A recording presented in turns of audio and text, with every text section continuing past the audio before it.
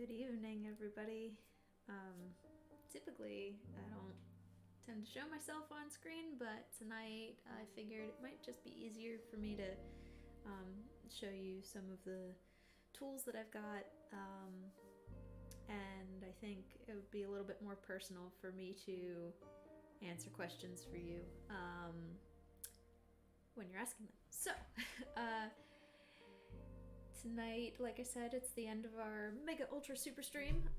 You get to see how ridiculous I am on the regular behind the camera, which would be good, I think, and get a good shot of the big house in the background. But in lieu of there not being any questions, I can just go over all of the different tools that I have. My favorite supplies, things that I find help make my miniature experience a little bit easier, where to get started, how to go about finding just basic miniature stuff, and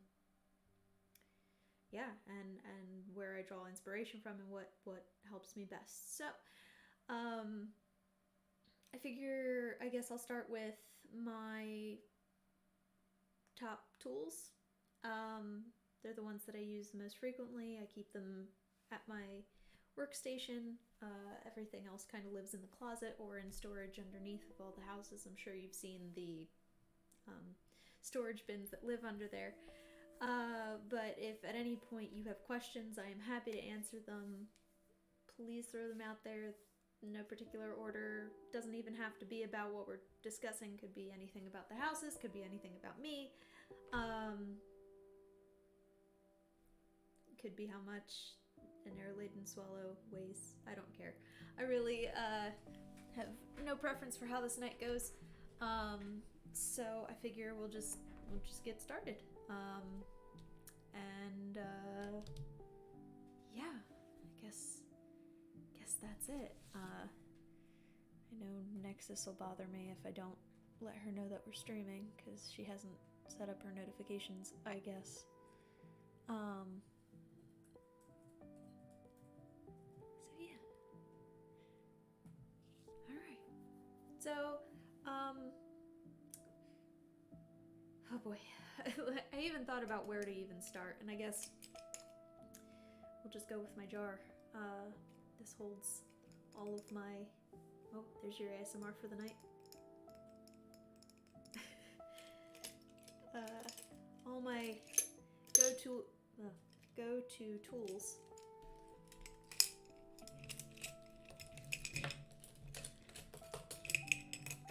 Noise. I get to clean house while I'm doing this too. That's nice. Alright. Always have a jar or container. Really important, because then your tools aren't going all over the place. Tomato sauce jar typically works for me.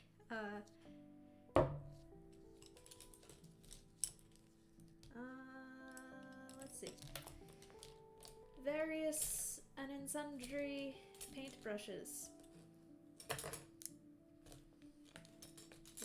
Noise. Clutter. Paintbrushes are great.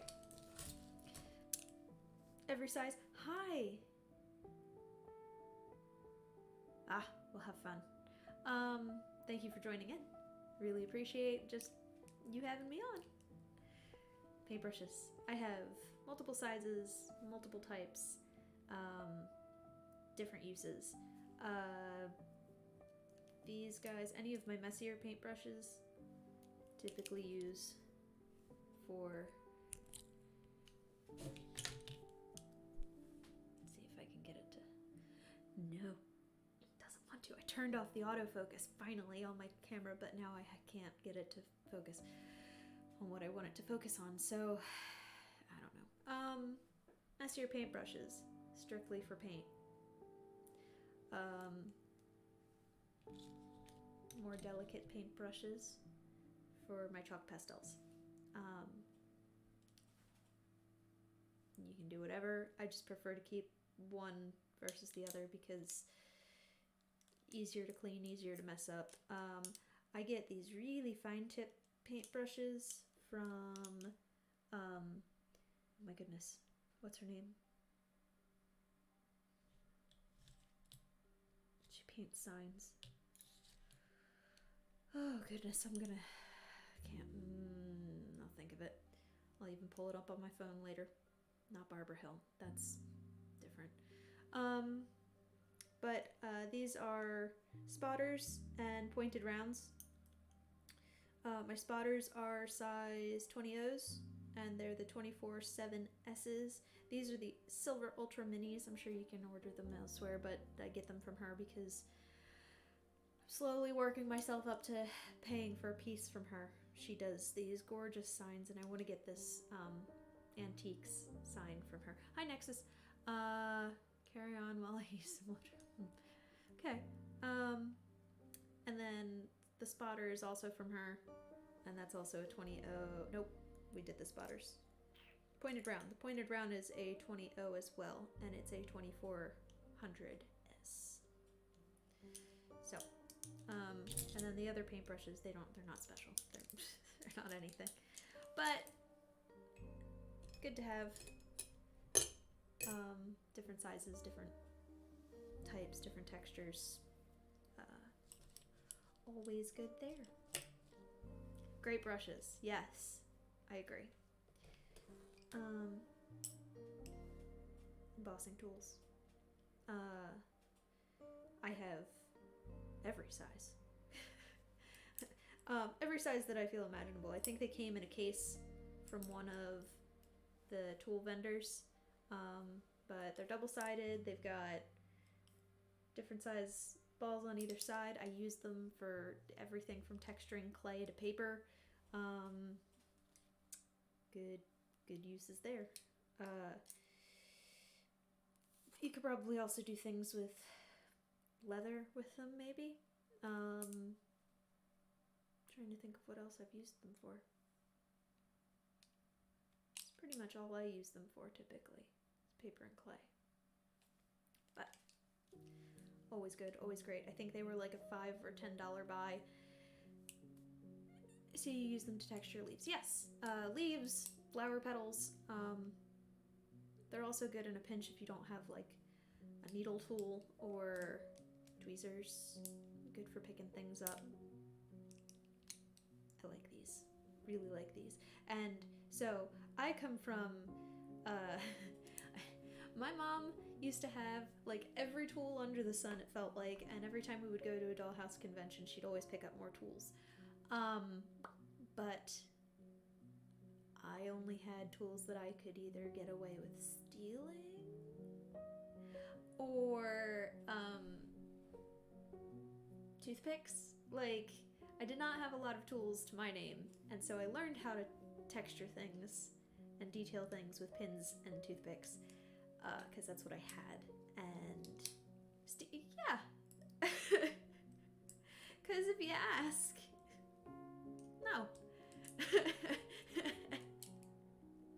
Better to ask for forgiveness. Borrowing insinuates that I'm giving them back. I'm not. Yeah. But getting my own tools a couple of Christmases ago, I don't even know what to do with myself. Some of them I'm not even sure how to use because but we'll go over them and that'll be fun. But these guys, man, have they opened up an entire world of texture. Yeah, you can't ever have enough tools. Yep.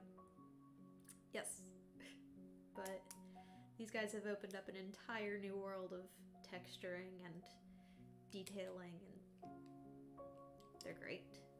They're great. Trying not to make loud noises, but having a glass jar as my container is not helpful.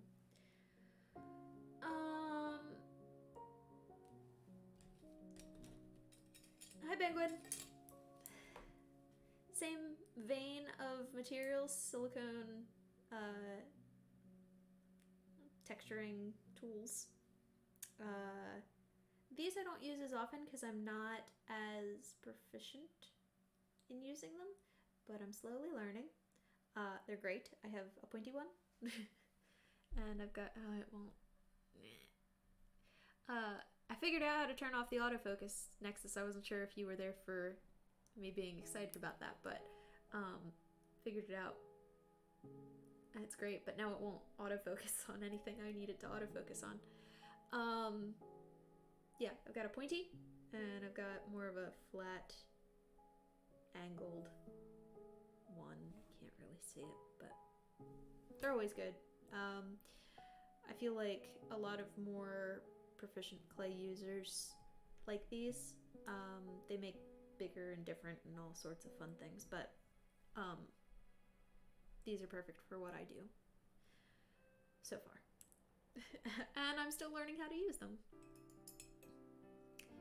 Great to see me do some on-camera stuff. Well, thank you. I don't typically because I am ridiculous. And I make a lot of faces, but I think it's a good thing to show my face every once in a while. Multi-medium tool, use them with paint. People used to paint. Use them to paint with. Oh, yes. Yes. I don't. Phone. Startled me.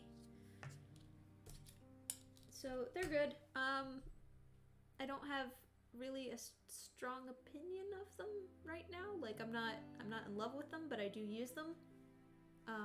I know some clay users who do. So that's always good. Scissors of every shape and size and length and fineness. I have like 12 other pair that are meant for literally everything. These are my go-to. They're technically fabric scissors. I'm pretty sure I got them as a gift back when I was doing a lot of sewing.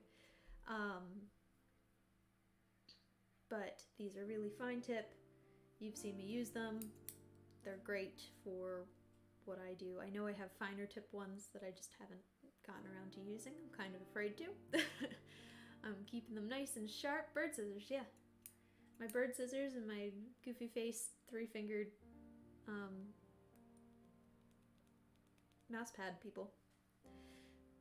So, bird scissors, these are great. I think you can get them from Joann Fabrics or Michael's. They're great.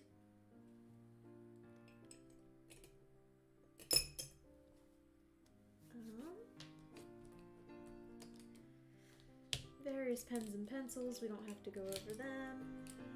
I like having literally every type. You have to know my pen preference. It's G2 of the Pilots. It's really nice. But a good fine tip Sharpie I find works really well for miniatures.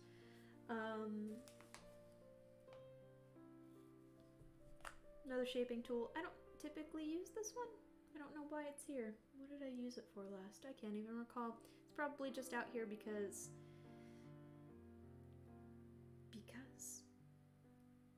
But this is another simple shaping tool that you can get. Pretty sure they come in a kit with like your basic standard Sculpey stuff.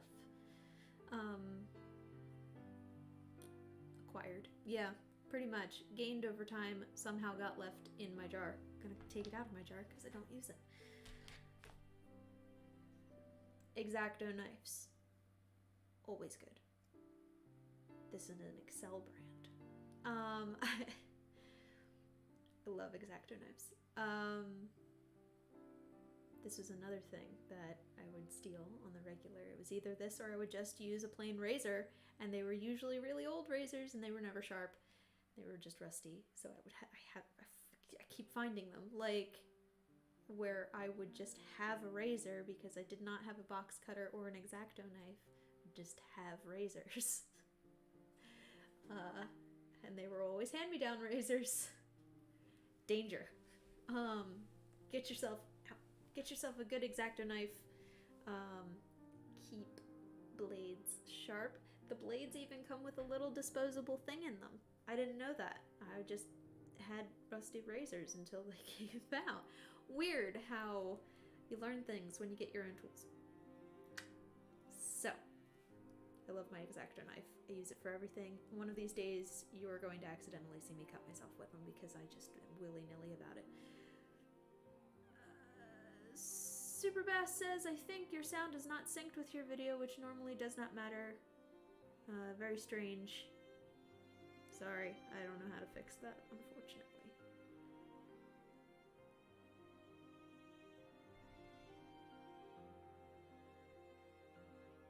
I use a new X-Acto, Z X-Acto blade, trying to see the difference. Foreign film.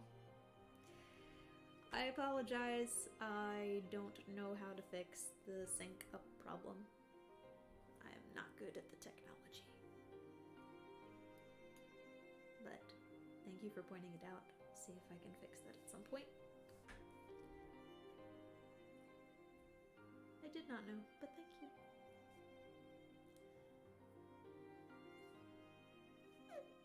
Oh well. I can start speaking in another language and maybe that would help.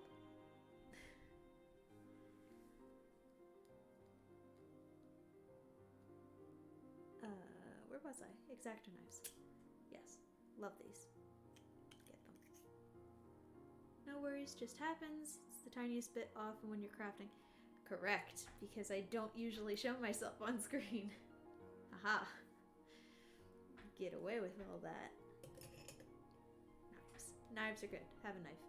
Tried refreshing, didn't help. No, it's probably something on my end. I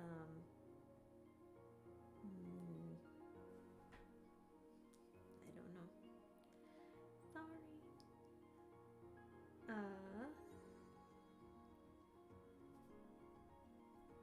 Carry on. Yes, sorry. Lost. Needle tools. This one I broke making this year's Christmas ornament, so I have to get a new one or attempt to fix the handle. Awesome. Yeah, neat.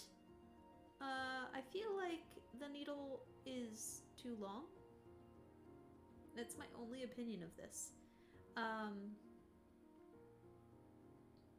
Because I'm so used to working with actual, like, pins. This is a little bit thicker too, so if you're not used to working with a thicker needle, then it's a little bit difficult, but it does give you a decent texture for that kind of stuff, for that kind of texture, or for that kind of fixing of things. No, texture's the right word. It does give you a different texture, period. That's what it should have been. Yeah, this is more like a blanket needle kind of size, whereas I typically use, that's bent. Whereas I typically use just a regular pin. That's one of the other things I keep up here. Various safety pins, needles, pins. Great to have for every craft.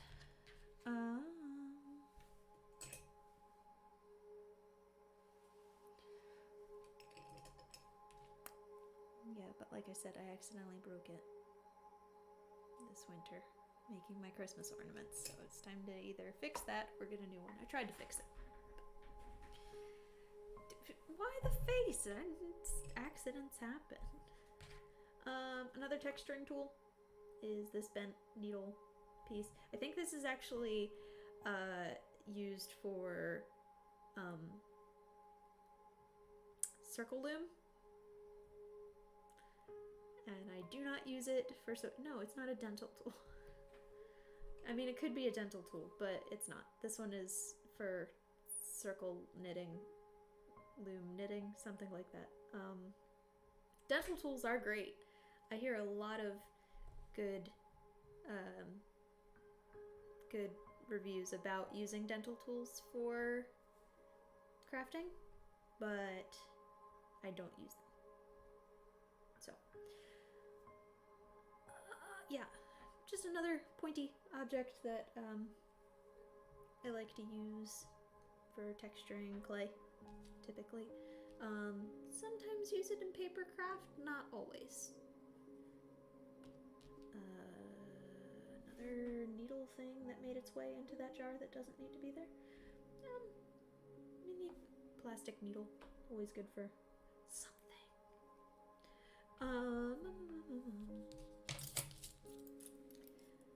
Various pinchies, tweezers of all shapes and sizes. Bent one for. This is my primary. I use this one most because I come from a science background, so I'm very used to using tweezers that have a curve.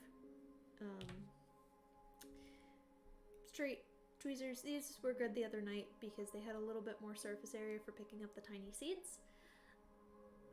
I don't typically use them though because I like having a little bit more support from the curve. And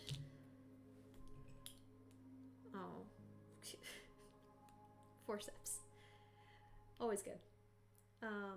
What I wish I had, they make these like stand clamps with multiple different arms that you can rotate and move, and they're like really tiny alligator clamp kind of things. One of these days, I'm gonna get one because I only have 2 hands and only one of them is decent at doing miniatures. But yes, so these are good. All sorts of tweezers. I wish I kind of had like a rubber cover. I know they make like good question, Gelati. I will answer that in a question. I wish I had like, they have rubber covers that are a little bit more broad and they're a little bit softer and more gentle on some materials. I wish I had them. It's also a thing on my wish list. Okay. Do you have any super random tools that you've found work and it just stuck years later? Huh. Super random tools, or like I said earlier, I started off with literally like pins and toothpicks, and those were my tools. I still use toothpicks for painting things because I did not even have like decent paintbrushes. I'm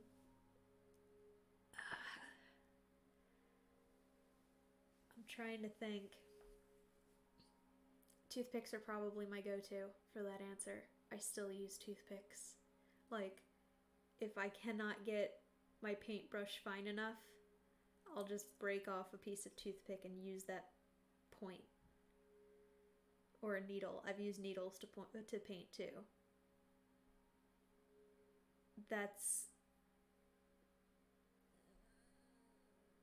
I'm gonna think on that one, but I think that's probably my go-to.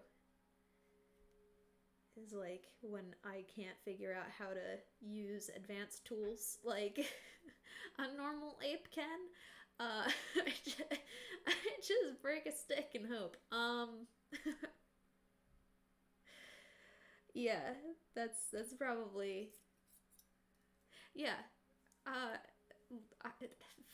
used a rock to fix things before. Somebody was like, "Oh yeah, we can go get a hammer," and I just picked up a rock. Like this is what it is. I am no stranger to being desperate for tools. Good question. I like that question.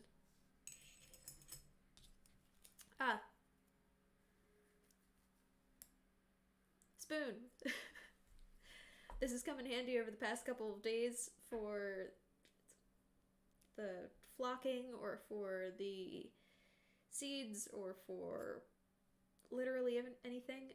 Another thing I could probably invest in is they've got these tiny spatulas, as Mr. Krabs would say. Tiny spatulas that you use for lab work. Should have snagged one on my way out of my job. Would have been good, but so I use a spoon because it works. Good for the potting soil, good for whatever. Spoon. plastic so you don't have to clean it. Q-tips. Chalk, paint, whatever. Again with the stealing. Look, a girl's gotta do what a girl's gotta do. You can't afford things. Sometimes they just find their way into your possession and you'll give them back when people ask. But if they don't notice they're gone, that's not your fault. Just saying. I don't promote stealing. Yeah, oopsie, it fell into my toolbox. I have no idea. Look, I can't. I'm not promoting it. I'm not condoning it. Things happen. Just happens. Q-tips. Like I said, painting, tinting, even clay modeling. Q-tips are good. Cleaning your clay. Which is something I learned this year. Rubbing alcohol on clay cleans off stains and fuzzies. Didn't know that. Great tip. Learned that from Starry Eyes Creations. She's great. Check her out. Next is who's the lady that makes the signs? Can you remember? That you buy the paintbrushes from? I can't think of her name. It'll come to me. Oh. Last tool. My tiny drill. I love this thing, and I have all these little drill bits, and they're so tiny, and I use this for poking the holes into my farm for the plants. I use this for literally everything. I have already broken 2 drill bits. Like, this is lovingly used. And eventually when I get around to it, I'll get myself another pack of drill bits, and this was probably only a $12 investment. Great for woodwork, great for clay, great for literally everything. I've used it. Oh my gosh, this thing is the best. Little hand drill, just press and turn. It's great. Love it. And that is my jar of heavily used tools so far.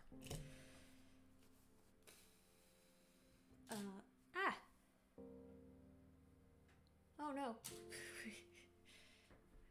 Lost sense of where my camera buttons are. Usually it's right up here. It wasn't. Okay.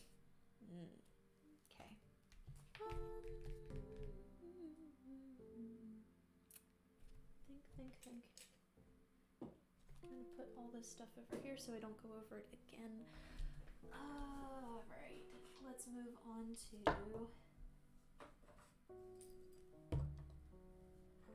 all these things.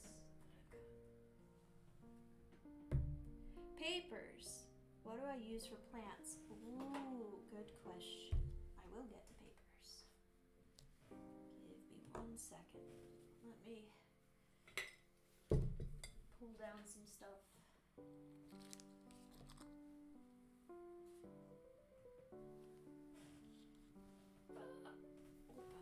Alright.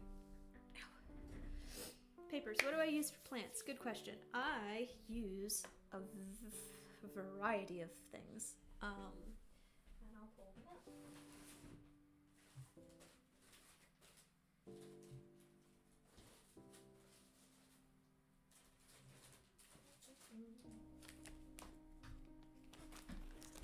So, for things like my cauliflower plants, what else have I used them for?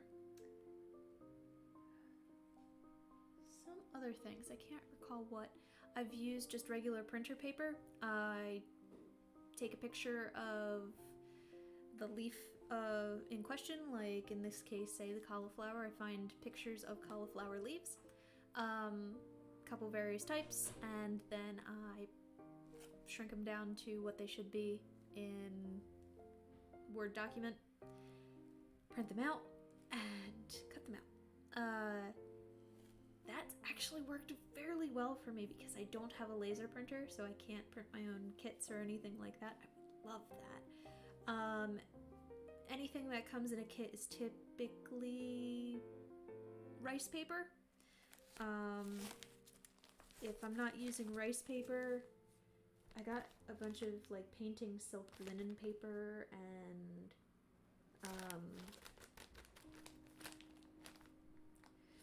like floral tape and things like that, and that's always good too. Floral tape is great. These are my fancier papers. I haven't used them yet, but apparently they work really well. Haven't gotten to them. Printer paper works okay. I like using tissue paper, like the kind you would get for birthday parties.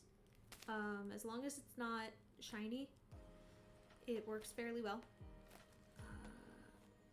Easy to texture, easy to manipulate. The only thing I find is a little bit difficult is painting it or tinting it in any way. But as long as you're really careful, you can do that really well. Oh, I saw her work too. She's amazing. Yeah, her stuff is exorbitantly expensive, but her work is phenomenal. Like $250 for a plant. I'm like, pastas?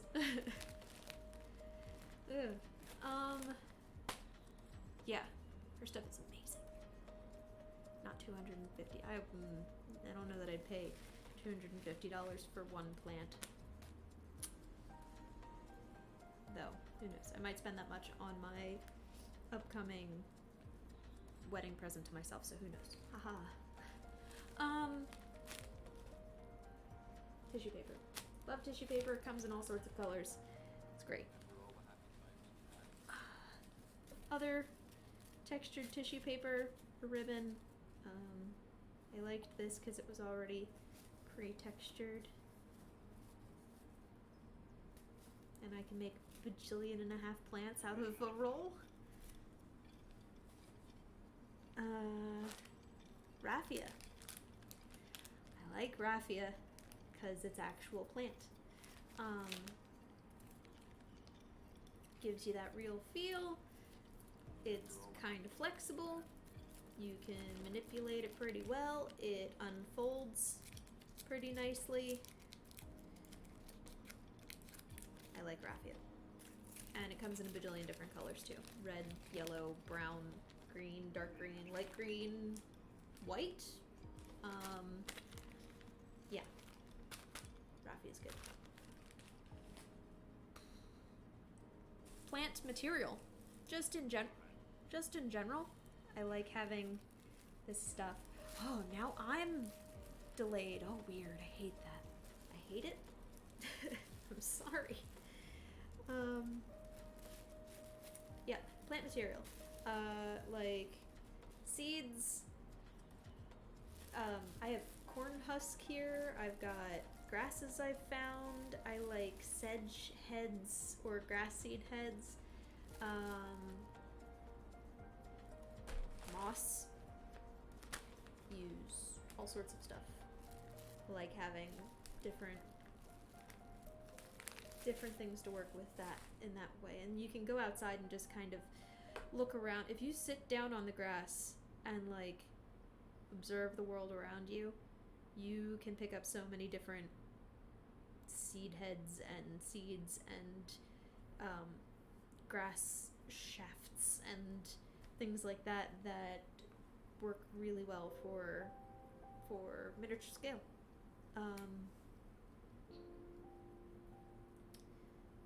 Trying to think of what else I've used it for. Oh, like the herbs. Like thyme leaves make great lemon verbena leaves, you know, because they're so tiny, but in that scale it works. I've seen people use tea bag, like the inside of like the tea, for soil. I've seen club moss. Like I use club moss in my stuff. Tiny pine cones. Yeah, whatever works for you. The pumpkins that I have, a lot of the pumpkins I have are just seeds. Painted seeds. So they're pretty great. I use various types of wires, floral wires. I think I went over them the other night. I have 24, 26, 28, and 30. I'll use thread. I try to stay away from clay leaves if I can help it, but I do find that clay is good for your more succulent or thicker leaves, because you're not going to get that effect with paper. So it really is a matter of staring down the plant in general, like going out and staring at a plant and going, how do I make this? What kind of textures do I need to achieve? Like, for me, I'm not a fan of polymer clay roses. They're just too thick. They don't look realistic to me. I would sooner pay for the skill and the work that goes into paper flowers. But I would not expect something like aloe or chicks and hens to be made out of paper, because they're succulent, they're thicker. You need to have that consistency to them. So it's one of, I mean, I'm picky about my miniatures, but that's one of the things I'm most picky about is the plants, because I've spent a lot of time around plants. So if it doesn't feel right to me, it doesn't feel right to me.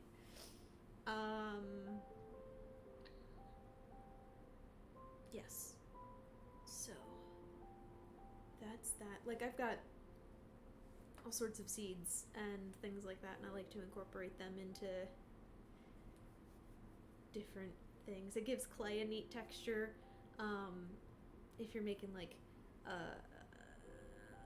a bread that needs raisins in it or something like that, it's always really good. Mr. Wacky Stuff, I like that house behind you. Thank you. This is my big dollhouse. This is Blueberry Hollow. This is my first dollhouse. And we're talking about all sorts of tools that I use to work with my dollhouses. So welcome to the stream, Mr. Wacky Stuff. I like your name. Yes. So, I also use, I mean, like, painting comes with, like, jar of water, and, I got these for Christmas. You probably saw them in a couple of the streams already, but my fiance, for some reason, thought they were for deviled eggs. They're not for deviled eggs. They're not personal deviled egg holders. I tried to explain this to him. He's cute, at least. These are great because now I don't have to waste an entire roll of tinfoil every couple of months. I 3D printed a bunch of stuff for someone's dollhouse. It's super detailed, but it doesn't give the same sense as wood and fabric. I feel the same way. I think, I've been on this rant before. I'm sorry. I think 3D printing, laser cut, and resin pour, and all of that, I think it has its place.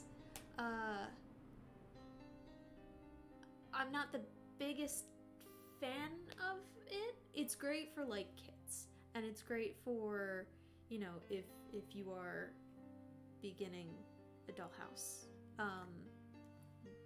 Like, you get amazing detail, but I still don't think it has quite the love and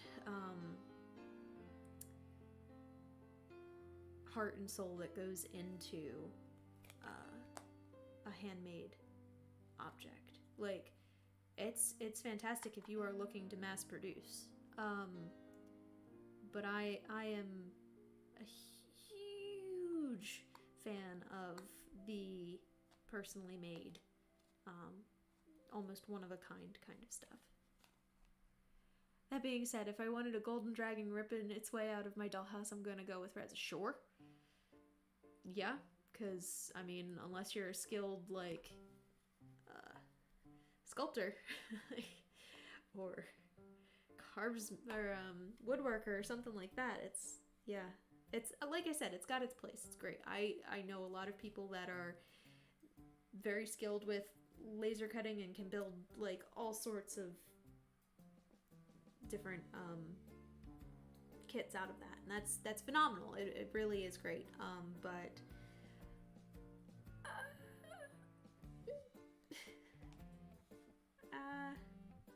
I also am a fan of like, I like seeing the artist behind the work. I like seeing the mistakes. I like seeing, you know, where they might have nicked the wood a little bit, or they got the wrong color of stain on it, or there's something neat about knowing that a person put a lot of effort into that thing instead of just putting it into a computer. Could be a reason to learn some sculpting. It could, you're right. Very cool though. I mean, like the 3D printed thing, I don't know that I could do it. Like, I don't have that kind of know-how about how to work the CAD programs and things like that. It's amazing. Good on you for learning it. I think it's a more modern art for sure, and there's definitely skill behind it. But I'm a fan of the old-fashioned skill set a little bit more. To each their own, really. Like, I know a lot of people that all they buy is laser print and 3D print and laser cut, and it's great. Great. That's what they want to do. If you know much about 3D sculpting, you start seeing those things in prints and casts. I design coins for D&D games, which then I print and sometimes cast. It's like all the things you need an eye for. Yeah, but with Dollhouse, I like the old feeling. Right. Like I said, 3D print has its place. I love the 3D print like figurines for Warhammer or D&D. That's great. Like, fantastic, because I'm not going to sculpt. You couldn't pay me to sculpt that small with that kind of detail. Nope, not gonna happen. But on 1/12 scale, I feel like I can achieve the detail without needing that kind of work. I don't know. Gelati says, you're right though, building stuff yourself gives a certain organic feel, more personal. Also, if you did it yourself, sense of accomplishment. Yep. And I mean, I know people that get that out of the 3D printing. Like I said, it's a different media. It's not my thing, but I can appreciate and I can see why people enjoy it so much. Definitely. Thanks for that conversation. That being said, if anyone asks if I can print dollhouse parts, all they're getting is me gushing. I have to pay ransom. Well, yeah. I mean, it's pricey. Like, print either way, to make it or to print it. So I can understand where the cost comes in. Take up any work you can, right? Sure. It's giving people a creative outlet. Yes, I can agree with that. People who couldn't do that kind of media before can certainly get into it. It's great. I know a couple of the newer vendors I saw at Philly Miniatura this year. Fantastic. Like, oh, I probably didn't even show you. I got a Halloween advent calendar. It's a big spooky house, and I love it. Like 3D printed, but also I knew how much I would have paid for something like that in handcrafted. Like, I'm not gonna pay that much. Lot cheaper than the woodworkers. Yes, especially now. Yeah. That's cost of materials. Cost of materials versus, feel. Like, could I get Ritter porcelain, you know, plates and cups and things like that? Yeah. And only pay $12 for a set? Sure. But is it gonna feel like a hand-turned piece of pottery that's like 1/8 of an inch thick? No. Like, you know, it's cost over quality, and I'm not saying the quality is bad on your end. I'm just like the quality that I'm trying to achieve. I don't know. Like I said, you can get some awesome 3D printed. Love it. I have some, but some of the things that I need, I'm not gonna go 3D printed over others. You can mass produce laser in 3D, yes. And so therefore you get more bang for your buck when you're a seller. Yep, I get it. I really do. Like, there's a lot of appeal for the 3D printed, and I think it's going to help a lot of my generation get into doll housing, because a lot of them know how to work those programs, and a lot of them are good on that investment, where they'll get their cry cut, and they'll get their you know, their 3D printers, and they'll be like, cool, I can make a bajillion things out of this and make my money back, no problem. Sure, I get it. I can print and paint plates, and you wouldn't be able to tell the difference, but it's the feel. The word you're looking for is authenticity. Yes, thank you. Authenticity, that's right. Yeah. It's like, I'll use plant material when I can use plant material for that feel of plant versus using paper or clay. Yeah. Can buy laser stuff cheaper and put more in houses faster. Yes. That is another thing. If you are looking for doll housing to be like one and done, if you're looking to get beginner stuff for your kids, or like start craft projects with them, yeah, you can finish a dollhouse in about a weekend with the laser cut and resin and 3D printed and all that. Yeah, done, sold. Yep. But if you're looking for it to be a 20-year project plus some,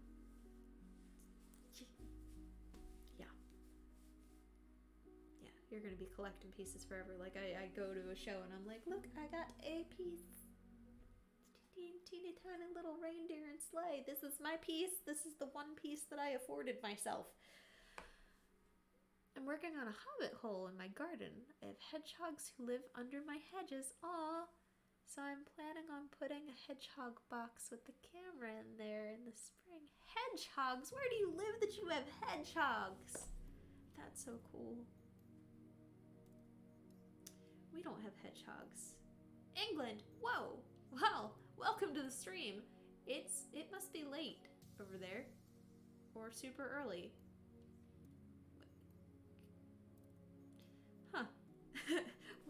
Welcome. I've never had anyone from England on my... I don't think so. Maybe I have. One person. 1 a.m. prime work. Yes. Well spoken. Just like an artist. Yes.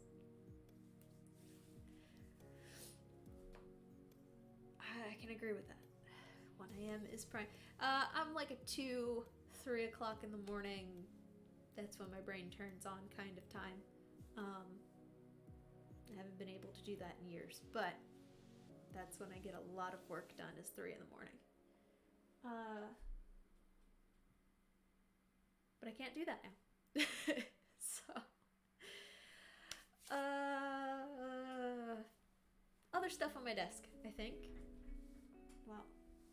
Hedgehogs. Oh my gosh. You should send one to me. I live in New Jersey.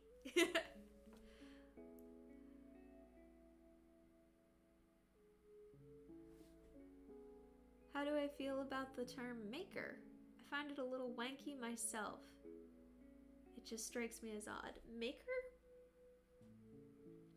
Like, as a general term, I don't mind it. Like, I like crafter. Craftsman, craftswoman, maker, creator. That's a good one. Maker.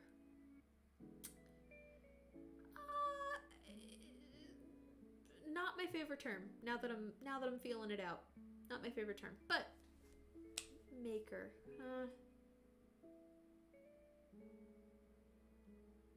I am a creator. I am the creator. Yeah, creator kind of gives you like a godlike feel, doesn't it? Craftsperson?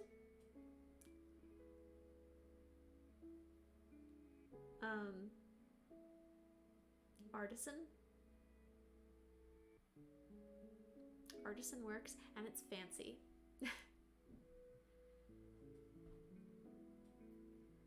Yeah, I mean, if you're doing this for a living, then go with artisan. Why not? I'll get back to you on that one. I'll think about it. No rest. There's no rest for the wicked. Artisanal is the word I use to charge more. Yeah, artisanal. Like cheese.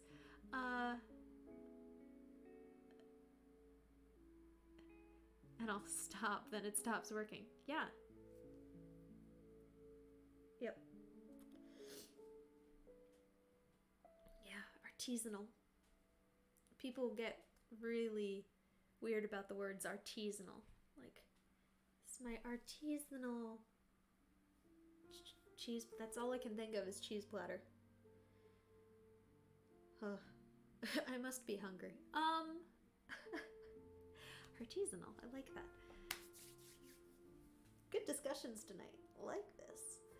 I don't usually get this kind of chatty. This is great. Big stretch, everybody. I know I need to stretch.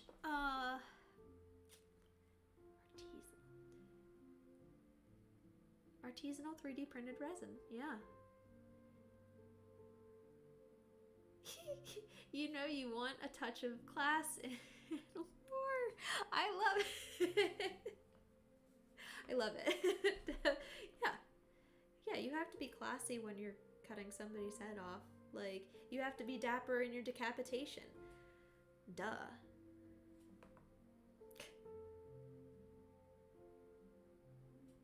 True artistry in your torture.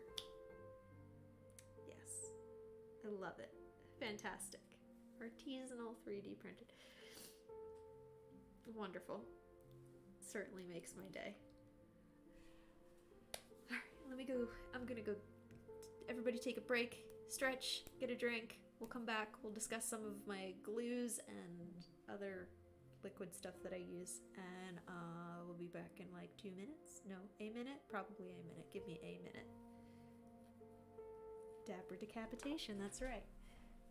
Alright, go get a drink. I'll be right back.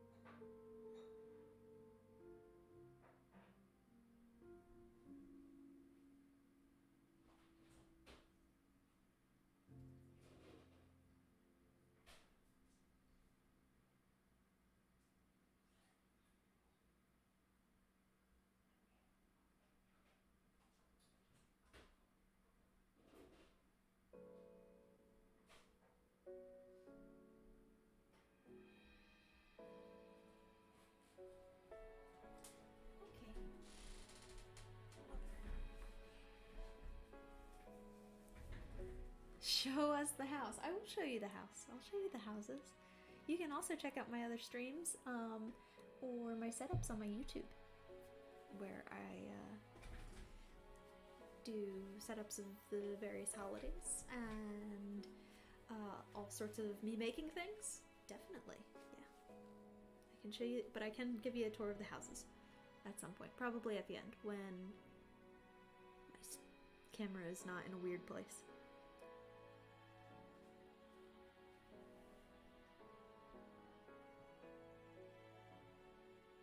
How did you get stuck in the Nexus? Oh.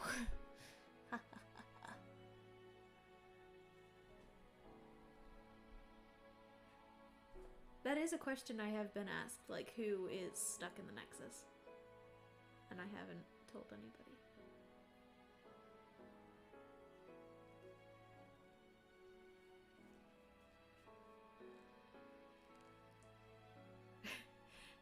She is pretty bad at video games. It's fine, though. It's fine.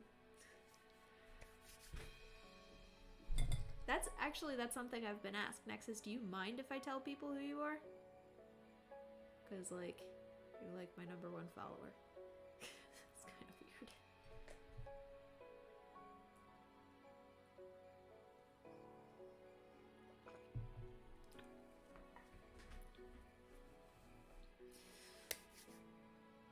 Who wants to know?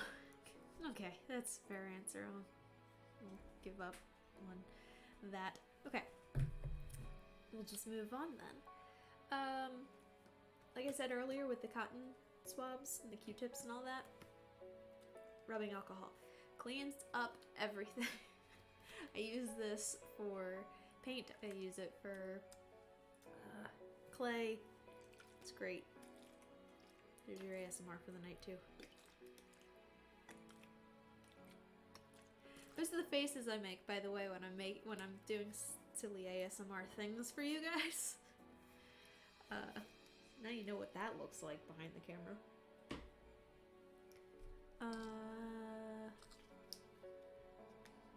The tacky glue. That's a rookie bottle? It's 5 liter and nothing here. Oh my gosh. That's a lot of rubbing alcohol. I'm not trying to drink it. I mean, if we want to get screwed up, sure. Animated eyebrows, thank you. Yeah. My friends joke, there's an ongoing joke amongst my friends, that there aren't enough emojis in your phone, like emoticons, so I just started posting pictures of myself making the faces that I felt at that time, and we call them Bailey emojis.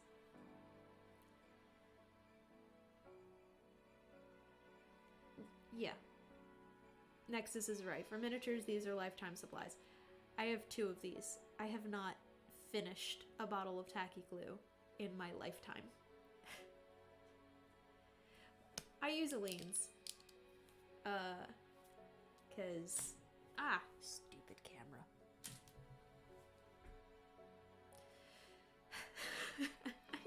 I use Aleene's. Tacky glue.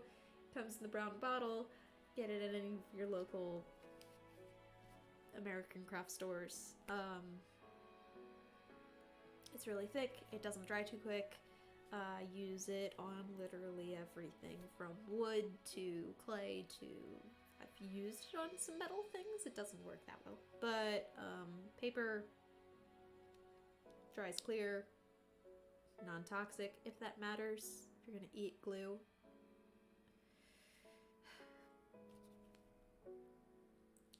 Just, who thinks of these things? Who goes, yeah, this looks great to eat? I don't... Anyway, I have a tiny bottle of it. My tiny bottle does not work as well as I want it to. I think because the tacky glue is too thick. And I can water down the tacky glue, I just haven't gotten to it. So, maybe I'll do that at some point. But these tiny glue bottles are great for literally everything. I love them. You can put liquid Sculpey, you can put glue, you can put glitter glue, you could probably put paint. Here's a dumb suggestion. Why not plant a model house garden using chia seeds? Ah. Yes. Not a dumb suggestion. Cute suggestion. Not something I do in my house. Maybe outside. Cute. That would be a cute idea. Some people are into the fairy houses. Like you were saying earlier, the hedgehog houses and things like that. Chia seed. That'd be great.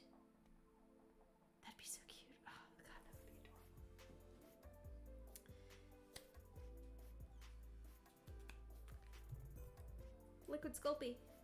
This stuff is great. You can tint it with chalks. You can make your regular Sculpey a little bit thinner. You can make icings out of this. Use it to glue 2 Sculpey pieces together. You've seen me use it with like adding stems to the tops of various fruits and veggies. I love liquid Sculpey. Make sure it's translucent and not white. I have not done it, but it's a possibility that you could. My suggestion can be both dumb and cute. Don't limit me. I'm not limiting you. I just don't want you to feel like it's a dumb suggestion.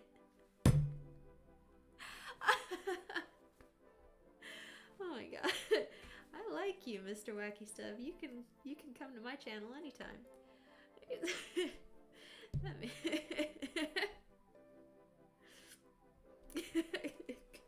Good. As long as we know.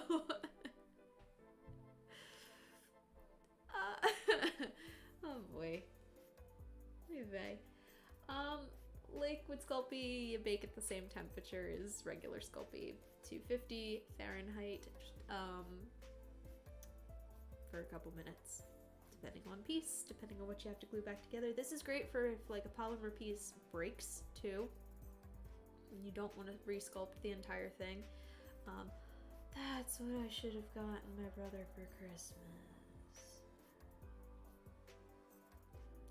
My brother used to make these really cool clay dragons and like other weird creatures, but because I feel like it's such a big piece and some of the pieces were a little bit weighted like not so well, they would break. Should have gotten him liquid Sculpey. Oh well. Maybe he'll get back into sculpting and I'll be able to get that for him for Christmas next year. I'm gonna suggest it. I guess I'll tell you the one in my hand. So this is like a very thin movable glue, like rubbing cement would be. Nope, rubber cement, not rubbing cement. Stupid Bailey.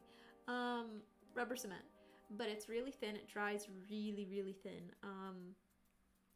I use this to tack down anything I do not want moving in my dollhouses, which is few and far between, because if you know me, I like to maneuver things pretty often.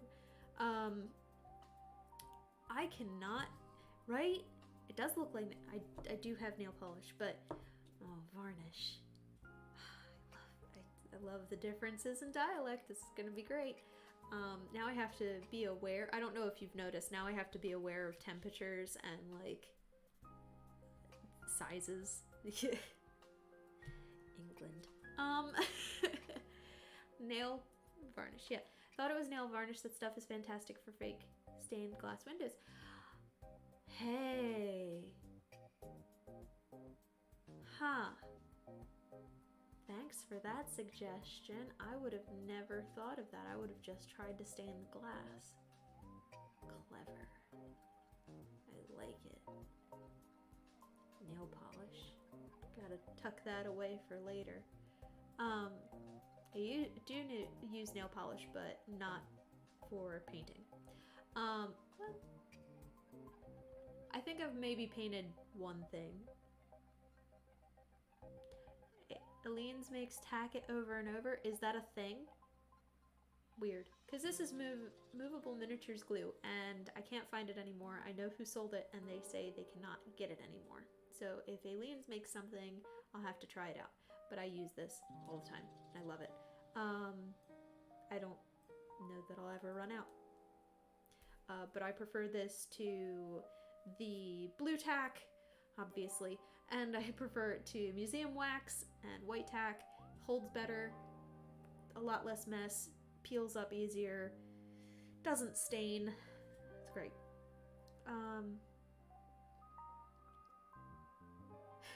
It's also artisanal, so it's cheaper and costs more. Yes. I will have to try Aliens, but for right now, this is working for me. Super glue. I don't have a preference on brand. Just good to have for when you... Oh no, this is Zap-A-Gap, but I do have super glue. Zap-A-Gap is super glue. I've found everybody swears by it. They're like, oh yeah, put it on your tacky. It's just super glue. Why don't you just use it alone? Made the mistake of buying it. I mean, it's great, but didn't need to buy it. But everybody swears by it. Had to get it. Also, if you wanted patterns on walls, buy the sticky nail stencils, then paint over them before removing them. You can get so many for $10 from Amazon. Ah. Nice. Yeah, they probably peel up really easy too. Thanks for the suggestion. I will Google it. I'll look into them if ever I go to paint a house again. Again, like I've done it.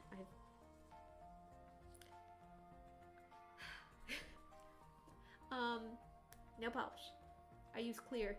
I use, well, this is nail hardener. It's clear nail polish. I use this for coating any of my polymer clay that I need to be shiny, like my peppers.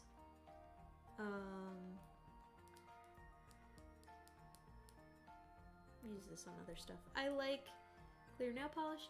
This stuff is super strong though, so like if I am working in my room, I need to like ventilate, or else the paint fumes from nail polish, which is weird. Had to explain what I'm looking for in the makeup shop made for teenage girls far too many times. See, but here, I don't know if it's the same over in England, but a lot of the stores are becoming a lot more inclusive. So we have like guy makeup models on our signs now, which is great. Like, I think makeup's for everybody. Literally, you can't... I've seen so many men that look good in eyeliner, and far too many men that can do their makeup better than me. Which, I mean, good for them. And that's not saying much. I can't do makeup to save my life. But, like, when I say hedgehog house, they seem a little perplexed. Yeah, you have to go to your local craft store. But I feel like they're just gonna sell you stuff that is designed specifically for crafts, and you have to kind of keep, like I said, you have to keep an open mind when you're looking at materials. Yeah, makeup. Makeup might be the way to go.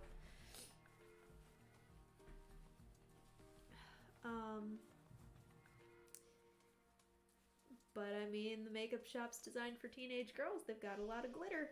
So if you're going for like a fairy house, oh my gosh, a fairy house for your hedgehogs, you're gonna need a lot of glitter.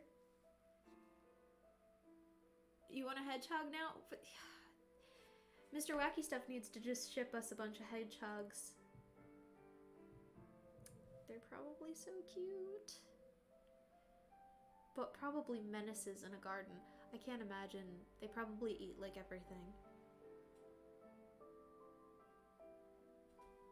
That's fair. Cheap makeup brushes. Yeah, because what? Paintbrushes will run you like $12 for a good one. Yeah, they just have them around like we have groundhogs. Jealous. Snuffling. Oh my god. That's so cute. They don't like... They don't like eat your garden stuff? Oh no, I guess they eat like snails and stuff, don't they? That's so cute. See, we have groundhogs, which are awful because they eat everything. and they dig holes, and you fall in them, sprain your ankle, and I have vendettas against groundhogs. God, a hedgehog. You're gonna get me all sorts of, like, distracted here.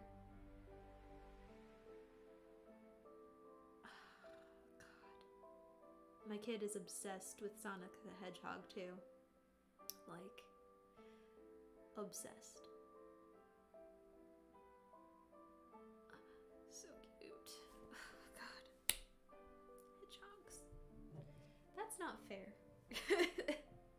Why couldn't one of the invasive species that England brought over to America have been hedgehogs?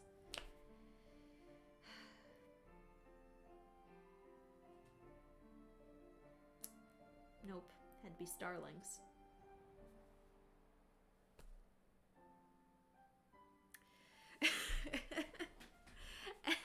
Anyway, enough of that tangent. My toothpick collection. I do have a box of toothpicks hidden away, but I try to use, like, the same toothpick 90 times before I throw it out, because you never know when you're gonna have to use a toothpick.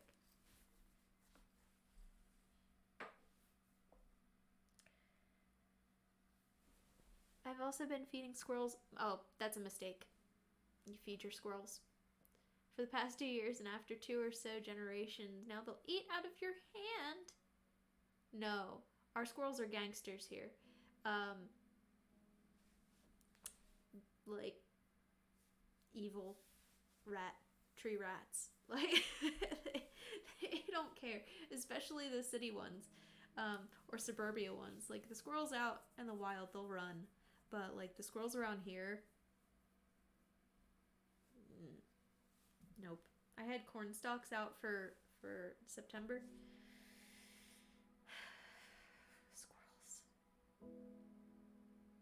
Mine was chill. They walk up, pat me on the foot. Oh my god. That's yeah. Squirrels. I mean, they're great. They're cute, but oops. Knocking things over.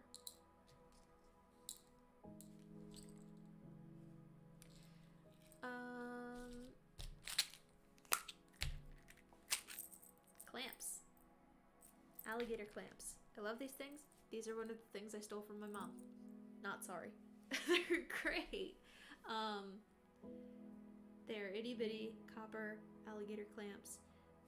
They are, I can tell you, they're 1 inch long. Stealing again. Yeah. Nexus, if you haven't understood yet, this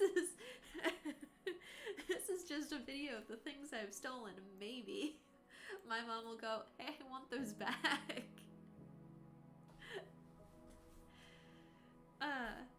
Alligator clamps. I've got the straight ones. I've also got ones that are bent at the end. I have them separated because I don't like fumbling for things. I think you're becoming a Disney princess. All it took was being a man in my late 20s. Hey, I mean, Disney's becoming all-inclusive too. Loki is a Disney princess, so can you. It is the 3rd time. I'm not condoning stealing things. I'm just saying, sometimes they stay in my possession long enough where the person forgets.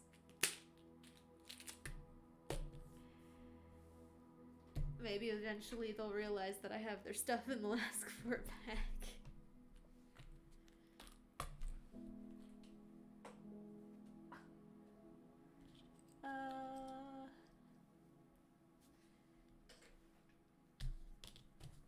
Various foam blocks. These are always good for what? That's the 3rd. Now you want them back? Okay. Well. All right. Now she wants them back, probably.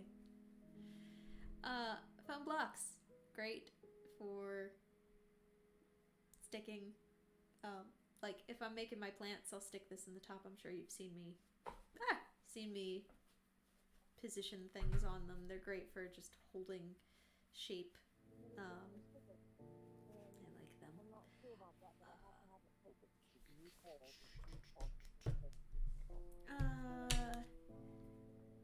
My penny. My 2020 penny, even though I should have a 2021 penny, because all of my pictures look like they were taken last year. This is my 4-scale penny. It's because one of my friends suggested that I have a comparison thing, because not everybody knows how big the squares on my measuring mat are. Penny. Now everybody knows how big everything is. Little sorter boxes. I've got a bunch of these. They're great. They all thread into each other. This one's filled with nonsense.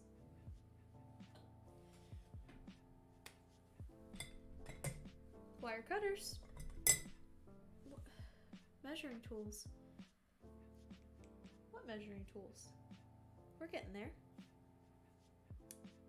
Wire cutters. Wire benders. Pliers. Gotta have them, yeah.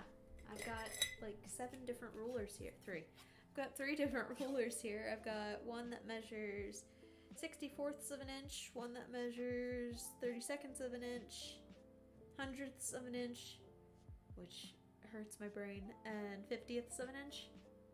Also hurts my brain, but it's really nice to have the little lines. I hate rulers that have centimeter at the bottom before it starts measuring. Any company that makes them should be burnt.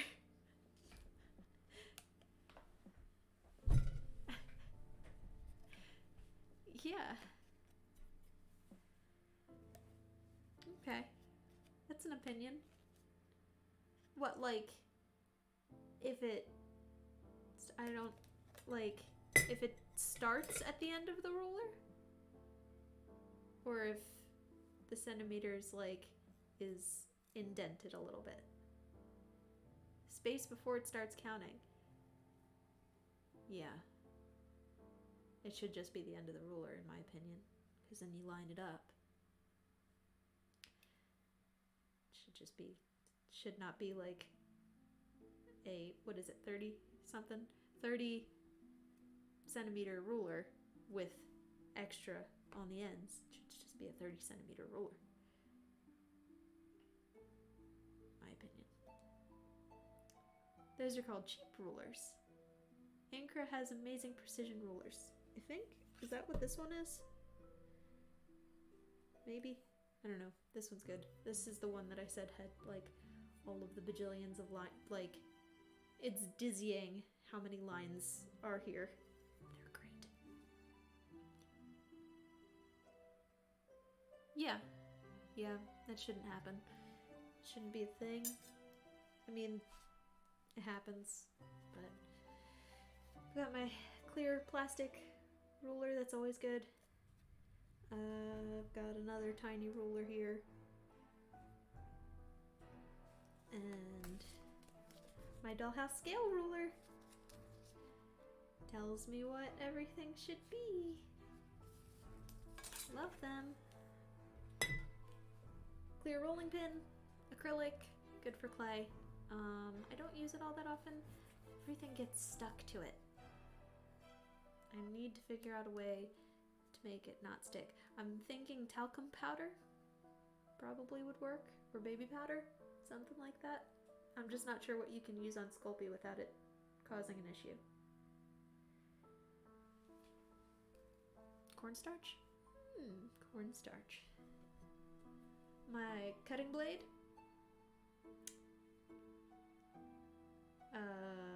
I don't use this all that often because I can never get a straight line with a straight line cut. Whatever. Use a hemline tape measure. They can bend around walls or long enough to be clipped with no damage. There you go. Here's my drill bits for my tiny drill. They're so tiny. I love them.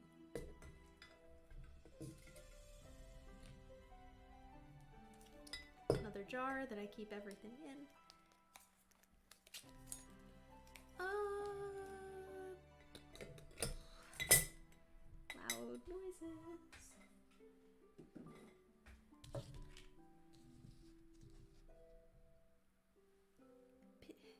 pin vices. Yeah. Is that what they're called? I would have never guessed what they were called.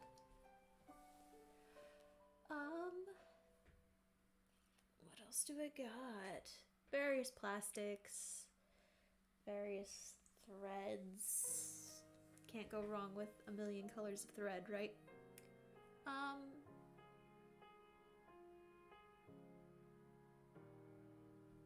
Yeah, as they clamp tiny drill bits called pins.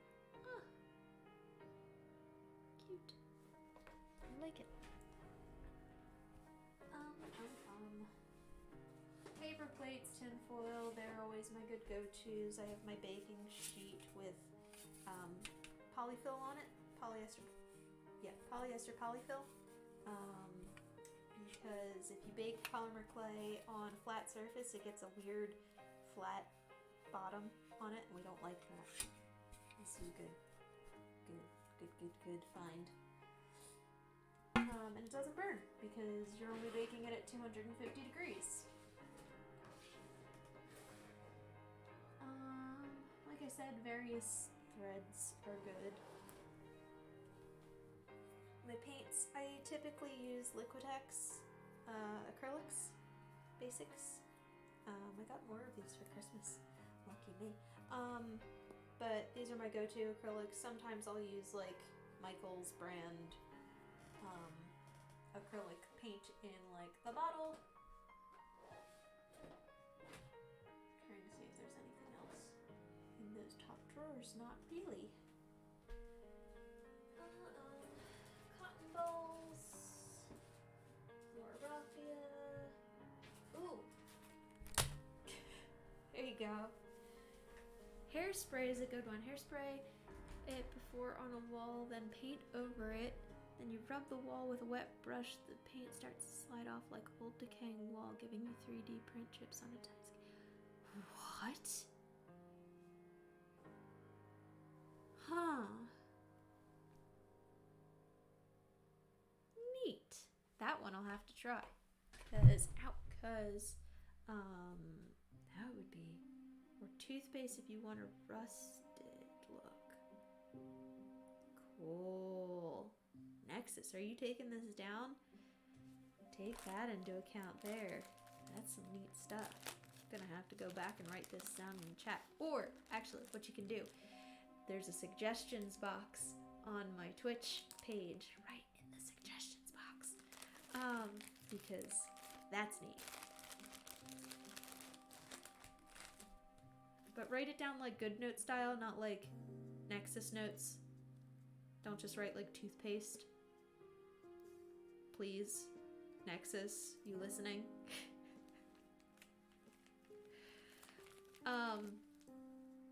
You have to steal tips from all the hobbies, right? Nail artists, tank models. Yeah. Wargamers. Yes. Like, I'm in a Facebook group that I started that I call Multitude of Minis. And, like, all of my friends do Warhammer minis, but, like, I get tips from them on how they get their paint thin and the textures that they use. And that's how I picked up, I love this stuff. I love this stuff. I fell in love with it. Static grass. Like, you guys have been hiding this.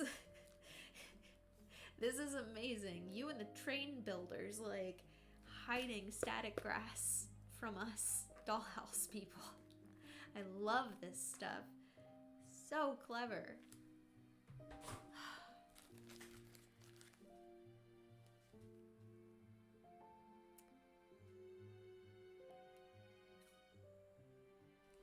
Tufts, right?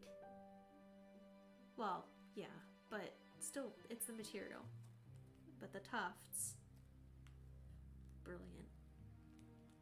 Static grass is the loose grass. Yeah.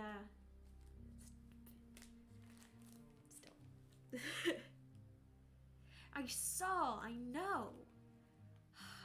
There's all sorts. There's like snow-covered grass and fall grass. I've got 3 different types. I've got summer, spring, and fall grass. Like, one has seed heads on it, one is dead. Like, brilliant. I love it. This is the weirdest thing for me to be obsessed over, but it's so great.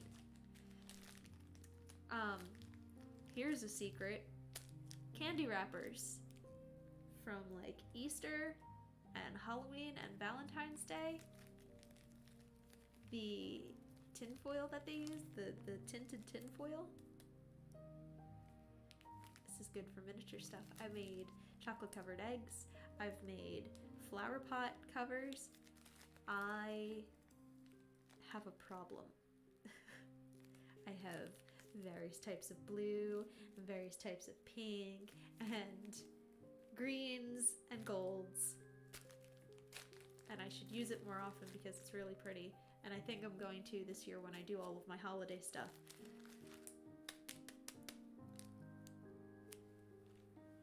If you thin paint, you can wash the grass and make it look dead, or use an airbrush to make it look more alive. Only buy one color then.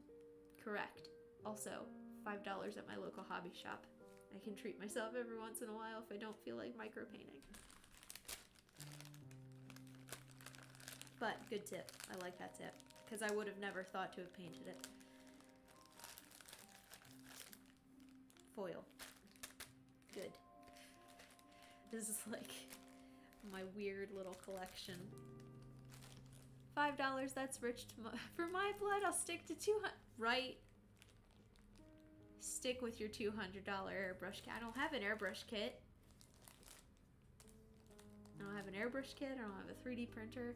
Like, if I were to buy anything, it'd be a laser printer, because then I would be able to print all sorts of leaves. So many leaves. I did paint seeds last night, but I didn't paint them like he's talking about painting them. Not made of hobby money. I am also not made of hobby money, which is why I'm eventually going to be using my hobby to make money. Fingers crossed. To pay for my hobby, obviously not as a job. I painted seeds last night, that's correct. I put them in a paint wash, and then I pulled them out and dried them. Cricket cutter, yeah. Cry cut? Yeah. They're neat. They're, expensive. And, jeez Louise, this camera. Cry cut, yeah. We almost bought one for my mother-in-law. But then we realized she probably wouldn't use it. Yeah. That's, I mean, they seem nice. That's the one modern thing. Like, I love the laser print, or laser cut just for cutting paper leaves. That's all I want. If I could just make myself a bajillion paper leaves, I'd be happy. And for now, I'm just gonna have to settle with 1.5 million paper punches. For now. Maybe one day. Maybe one day my fiance will love me enough to buy me a crack cut.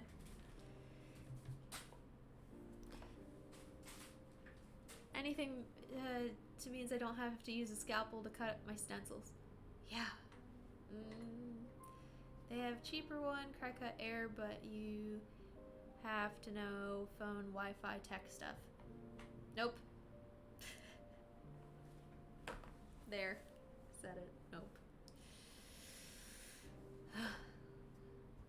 Okay. I think that's my most important things that I'll never ever use all of are my chalk pastels, and you guys have seen me use these all the time. These are soft half pastels. They're like chalk. They're great. I love them. Brilliant. Easy to pigment clay. Yeah, cheap pigments. Yes. Cheap. I can't I'm not going to afford a $200 airbrush kit, but I can use chalk. It's messy, but I love it. Yeah. They're great. I'll never run out. But it's good because the clay takes up the color really well. And if you screw up, all you gotta do is mold the clay back together. Also hit the bottom of an outside wall with a bit of white of gray, brush it off, boom, the house is lived in. Nice.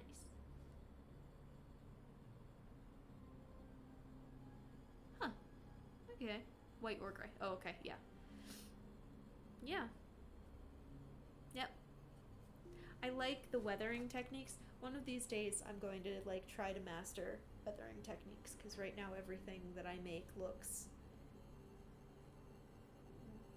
too good. Like, in a, not like I'm perfect at it, but like it looks almost not real, like Uncanny Valley.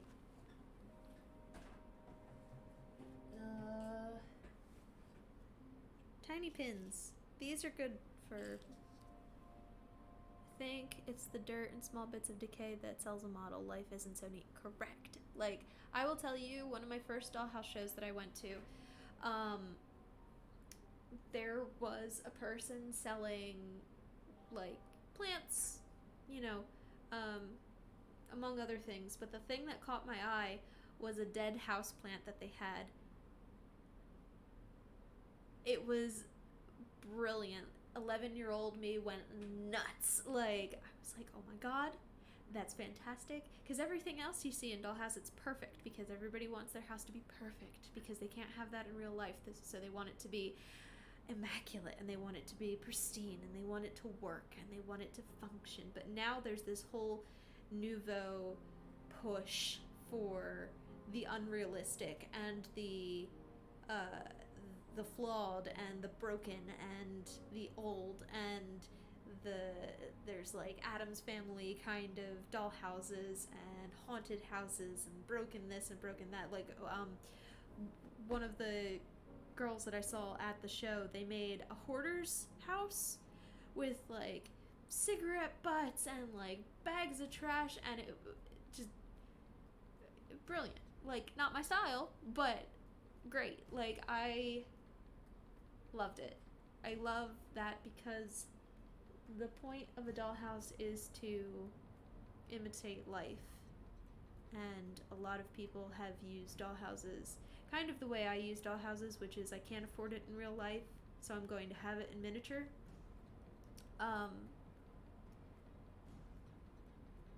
But it's model building. It's creating a world, and if your world is too perfect, it doesn't make sense. And I think it's neat to see how people achieve the flaws of something that so naturally happens in real life versus forcing it. So the weathering techniques and the decay or the dying plants or the broken this or that, like that, achieving that is another level without doing it on your own. Next it says, I'm working on finishing aging weathering techniques to maybe teach next year. Oh, cool.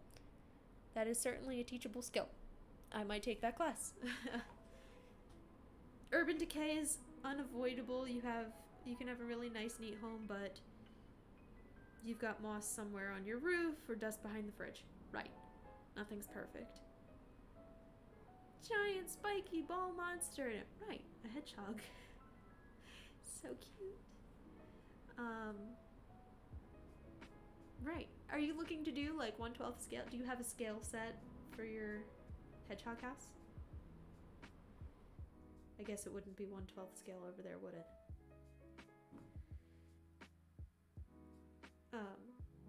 In the meanwhile, while you're answering that question, tiny pins. These are like the pins that you would use for like sequins into styrofoam balls. What are they? Yeah, they're called sequin pins. Or Lil's pins? Didn't know they had that name. Not really, just want my just want the hog to fit in and be happy. Aww. You should try it's called, no, not Play School Scale, that's the big one. You should try 1/6 then, which is like Barbie Play School Scale. Not Play School Scale. Play School Scale is like Kids Kitchen. Barbie is the best thing I can go for. It's probably the best scale for a hedgehog, because they're what, they've got to be like meep. The hardest part is digging a hole to bury the box. It's so cute. Ken and Barbie the hedgehogs, right? Or Skipper, or help me out here, I'm not good at Barbies. Kind of hate those. There's plenty of other Barbies, or you could just name them whatever, but I'm just recommending that scale to work with for hedgehogs. Your name is Barbie? Okay, Nexus. Alright, moving on.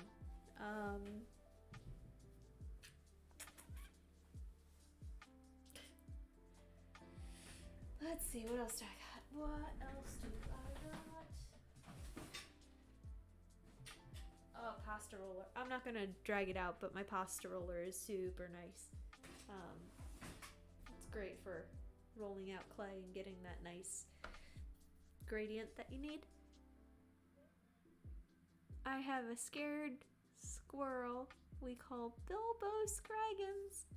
Ah! I love you doing all of these telltales about all of your neighborhood friendly wildlife creatures.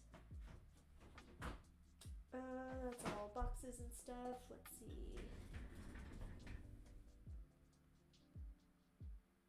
Oh.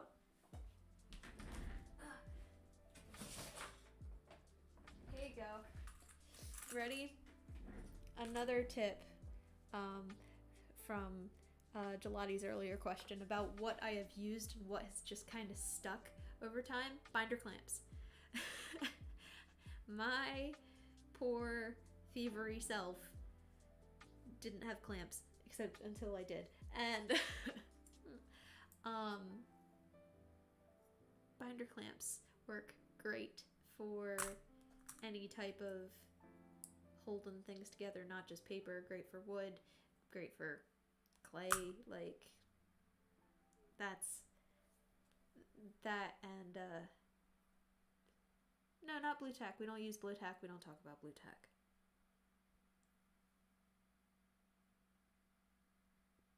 Nope. He who has the most clamps win, and I've got an entire container of tiny binder clamps. I have multiple sizes. I have smaller than this, and then I've got much bigger. But these are great. I love them. This is one of my poor kid solutions. No, we don't talk about blue tack though.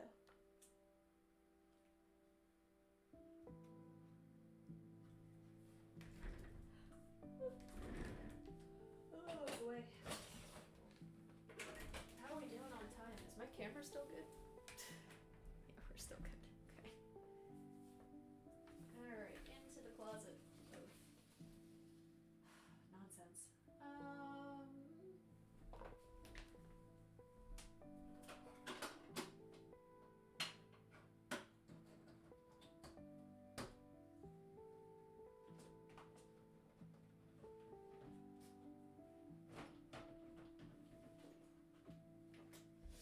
I have been asked in the past.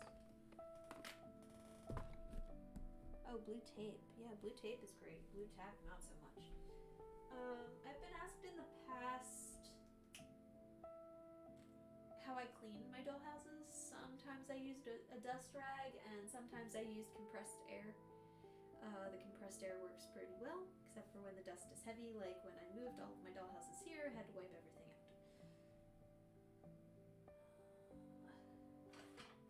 We'll get to that box in a minute. We'll start with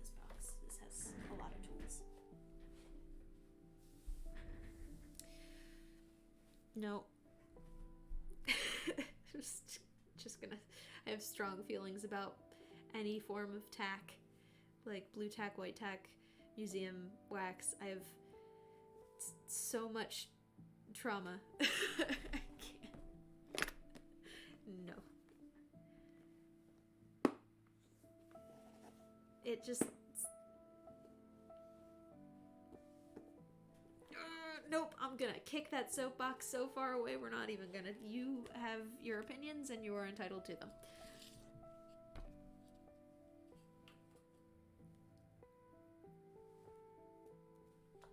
Okay.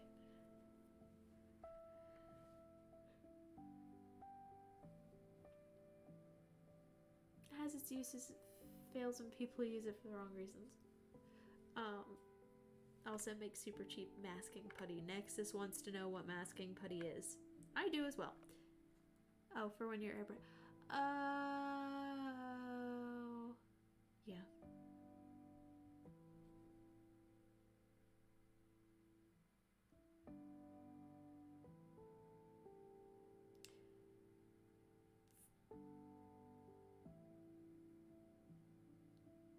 I'm just gonna let you guys have your conversation because I'm third wheel in that one. Masking tape, is that mask it?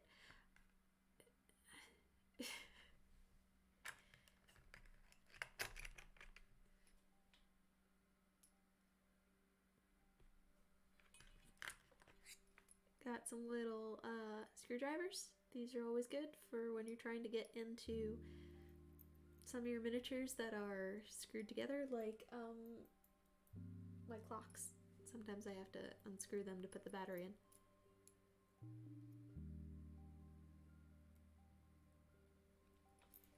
Mask it. Don't know what it's called, but it's for blocking parts you don't want sprayed or sandblasted.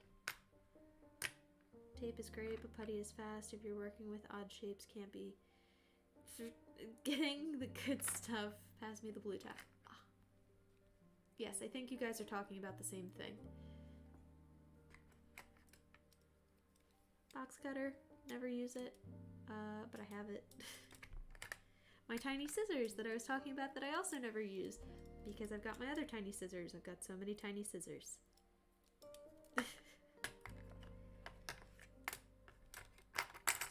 Rusty razor blades. See, I told you. I have them. They're right here. Oh, those are my good ones.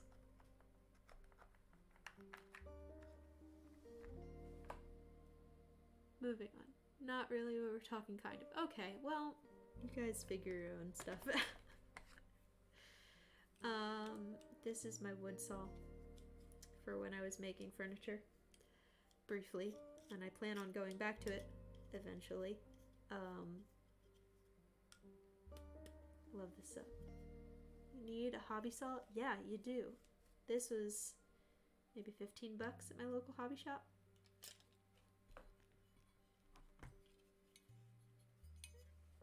And a block. You need a block.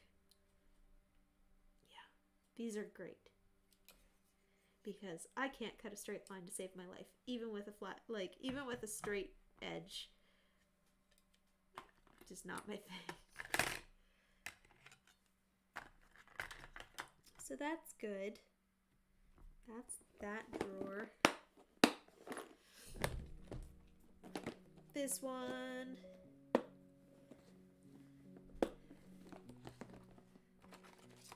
Collection of toothpicks. Ooh, another silicone modeling tool. That's got a beveled edge. That's neat. Things I find when I'm going through stuff. I use a scroll saw for detailed thin parts, but it's a little overkill. Well, yeah, like scroll saw. Oh my gosh, okay. Sorry, my nose keeps running. I don't know what's up. Do have a nice tiny tilt arbor saw, but I wish I would have spent a little more money for a Praxon. We live and we learn. Oh well. This is a lot more tweezers. Oh, hey look, more tweezers. A lot of tweezers. I do have broad tweezer tools. Weird how I find these things. Where are these?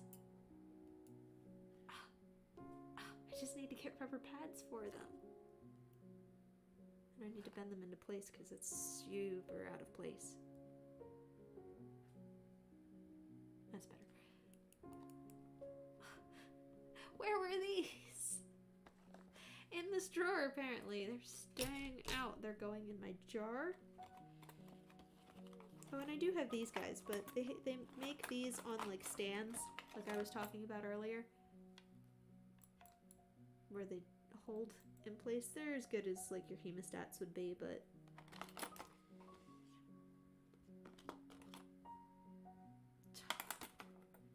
you're just watching me torture myself at this point.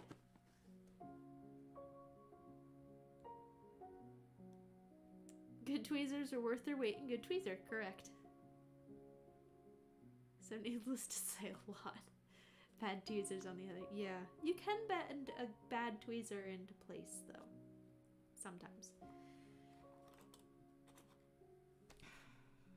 Where were you? More toothpicks.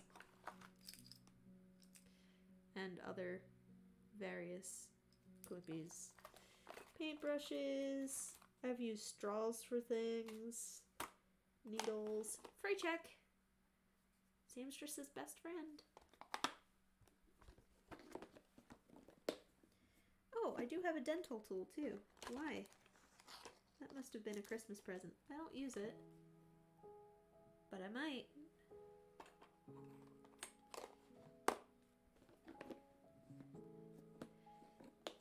You can use bad anything, but with a few tools you should just cheap out. Hurt me to admit that. Yeah.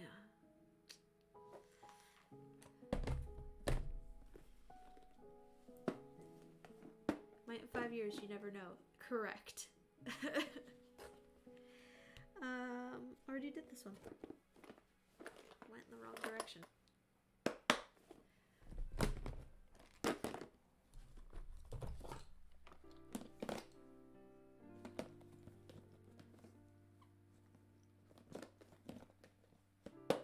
Here's a trick of the trade that I picked up from Dollhouse Show. If you want to have corners like lined up proper in Dollhouse, Legos. They make great squares. Like, or whatever Lego block, child's building block. I'm not sponsored by Lego. Is what this comes down to. But, like, what is this one? This isn't Lego. This is Knox. Yeah, these guys. Jigs! Thank you. Also good for making walls. Right, pouring molds. Right. Just, these things are great. If you can't afford, like, an actual jig. Clamps. More clamps, clothespins.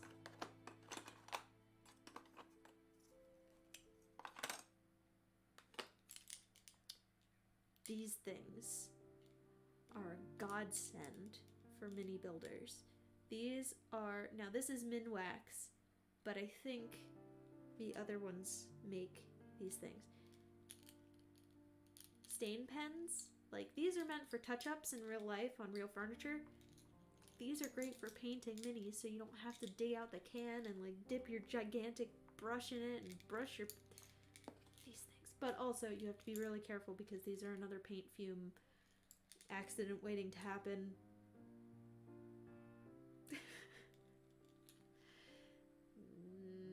Not gonna say that these things have happened to me, however, they have not happened to me.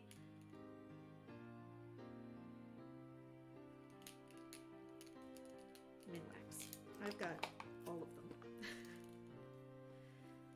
And this is something that I suggest every person get or make themselves.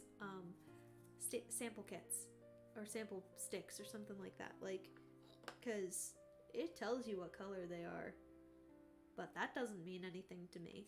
So I like to have what it looks like on the wood.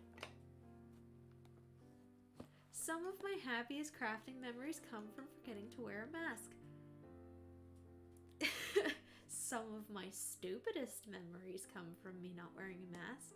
Like this paint pen that I had, I was making Christmas ornaments, and this paint pen I had did not say use in a ventilated area, and then I came out 3 hours later of a heated, poorly ventilated room, having bent over these Christmas ornaments, writing like fine cursive, and breathing pure oxygen for the first time. Felt like my brain was going to explode. Some of my memories are forgotten from not wearing a mask, I think.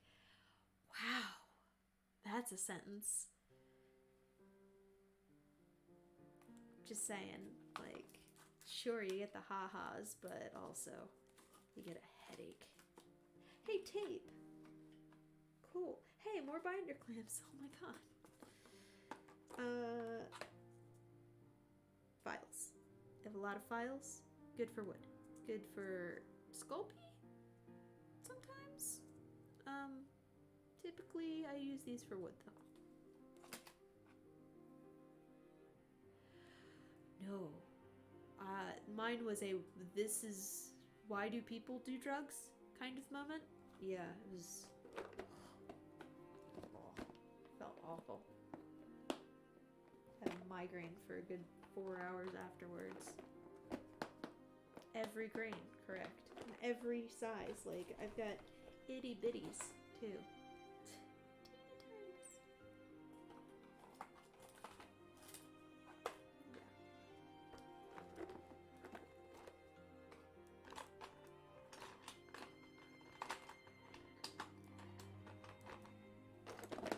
Oh no, putting things back in is not working.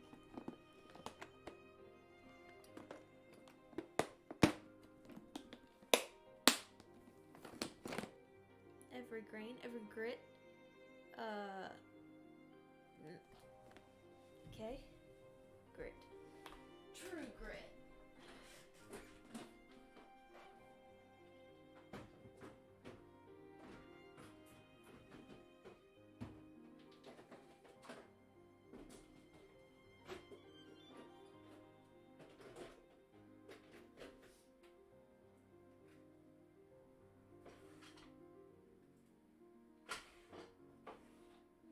Pull out samples of stuff now.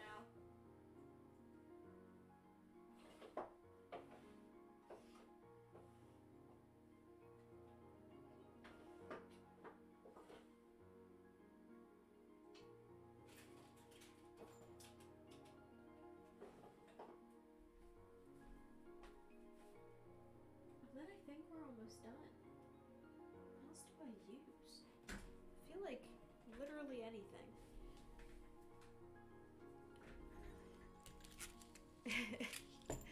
Sure you don't want the snake too? Okay, whoa. I forgot these are sometimes loose. Okay, so, last of the last, really. And then we can, I mean, if you guys have any more questions, I'm happy to answer. I could keep going for another half hour. Nonsense. Like, what I do. Right, so. Here's a tool I don't typically use because I feel like my clay gets just caught in it too much. It's a clay extruder. Comes with all these different parts. I feel like maybe my clay is not soft enough or too soft. Not quite sure. Maybe I'm using this wrong. I don't know.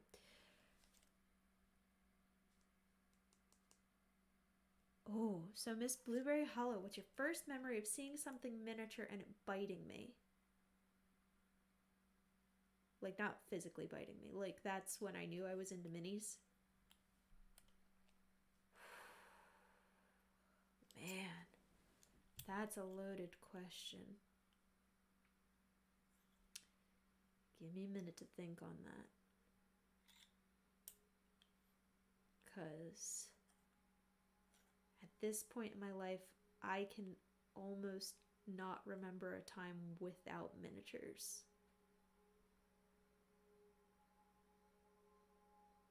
Um, so my grandmother had her dollhouse starting in 96. This big house, it's like a combined set of memory. So her having that house and her going through the process of making the bears, and her writing this children's book and these newsletters to me and my brother.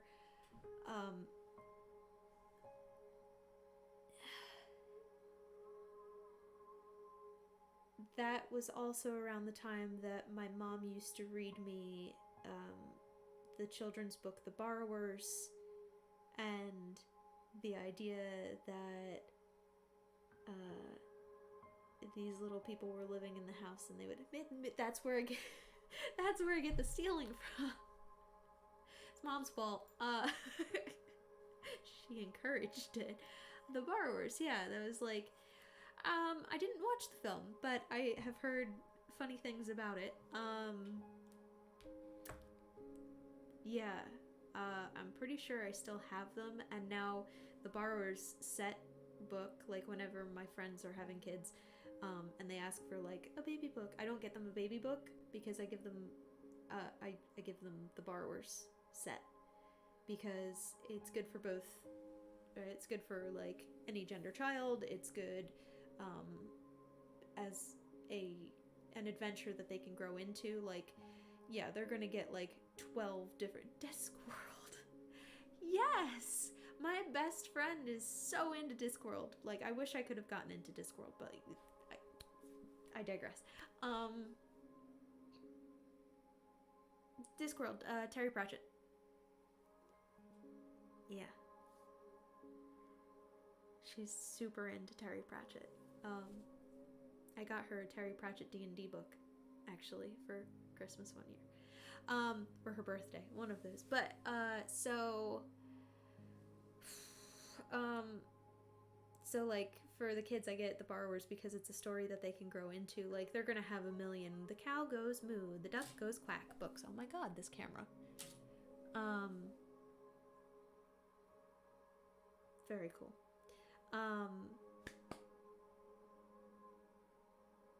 But to have that next level of chapter books that you can read with your family, and it's about family, and it's about creativity and seeing the world in a different view. Like, you know, they use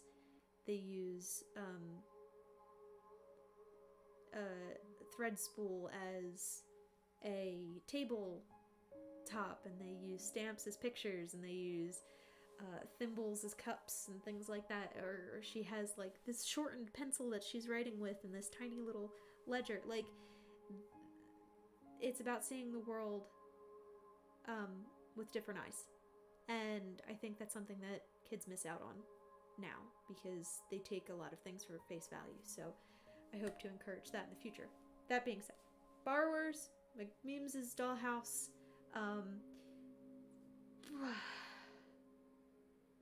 When I was 7, my grandmother sent me up my first bear. This house was also in our basement, but it wasn't finished until I was 18, so I had access to this. I think it's a combination of all of those sets of things that kind of came together and inspired me to get into it. My mom was also kind of into minis. She didn't collect like the dollhouses, but she would make tiny things. I think it was just a combination of my grandmother's art, like my grandmother's piecing together a dollhouse, my mom's artisan level, and then my love of both of those things coming together to make me a collector. And I think that's my earliest memory. Those two things, the dollhouse and the borrowers.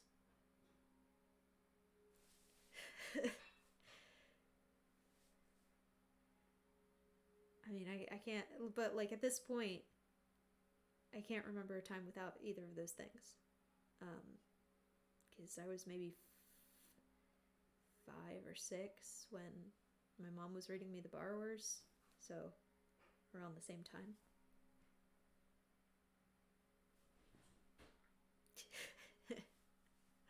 Fast and Furious is also about family, just like The Borrowers. Yep, they could be in the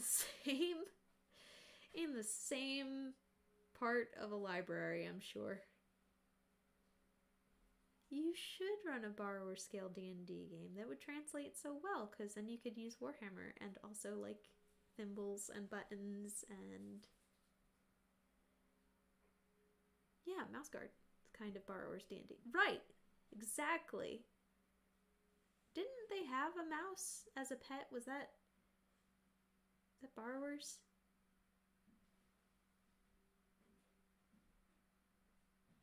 Something like that. One of them lived in a tea kettle. One of them lived there. The Arietti and Pog and all them, they lived under the clock because they were clocks. But I can't. I'm gonna have to go back and read it. Like, no, I'm gonna have to put down the Witcher books. I'm gonna have to go back and I'm gonna have to watch or read The Borrowers. Yep. Gonna happen. I think I have them all upstairs.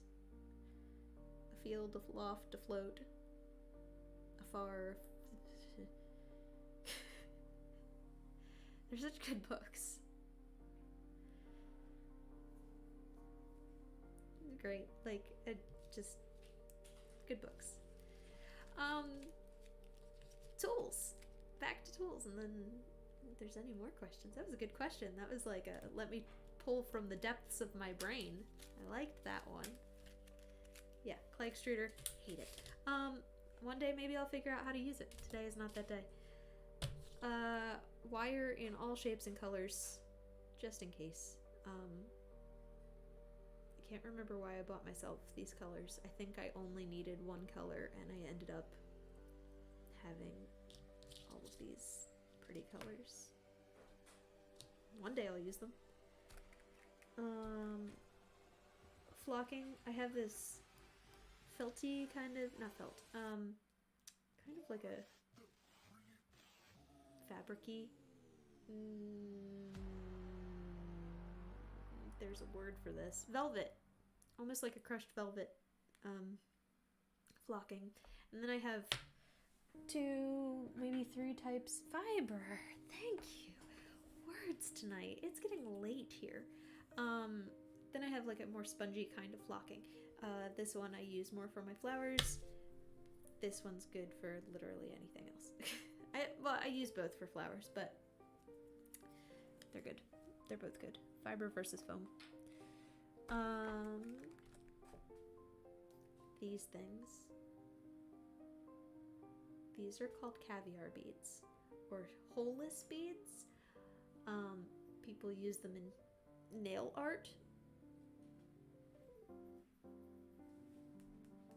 It's good. I use these for all sorts of things. I've made blackberries out of these. I've made corn cobs out of these. Some people use them for miniature jewelry. These are great. They go everywhere. Like, you have to be very careful. But these are fantastic. Jewelry chain is also a useful thing to keep in a toolbox. You may never use it, but one day it might be perfect. Correct. I don't personally have any, but I can understand where it would be useful. Now I have to think of a lot of sheep leather. Somebody has suggested making BDSM dollhouse stuff before, like a torture dungeon, and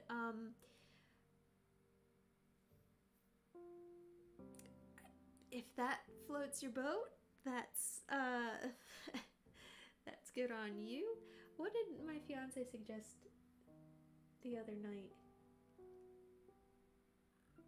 Like, I guess, like a scientific lab where there's samples of things, and I'm like, I thought I was weird. See, so a lot of my family members have unfortunately passed away in the past couple of years, and we have their ashes, like you do. And I was saying make a dollhouse that is a graveyard and mausoleum and having the ashes in them, and my mom said no. And what I thought was, well, it doesn't matter what I do with my portion of ashes. But I thought it would be a nice memorial. I'm not trying to be a weirdo, but having real ashes in it would be realistic, authentic.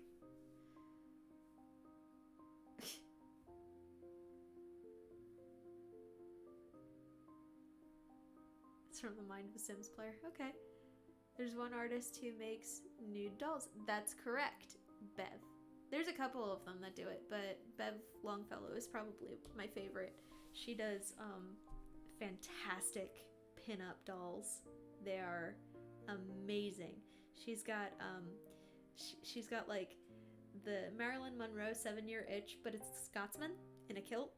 And she puts her dolls on a mirror so that you can check and see if the Scotsman is wearing his kilt correctly.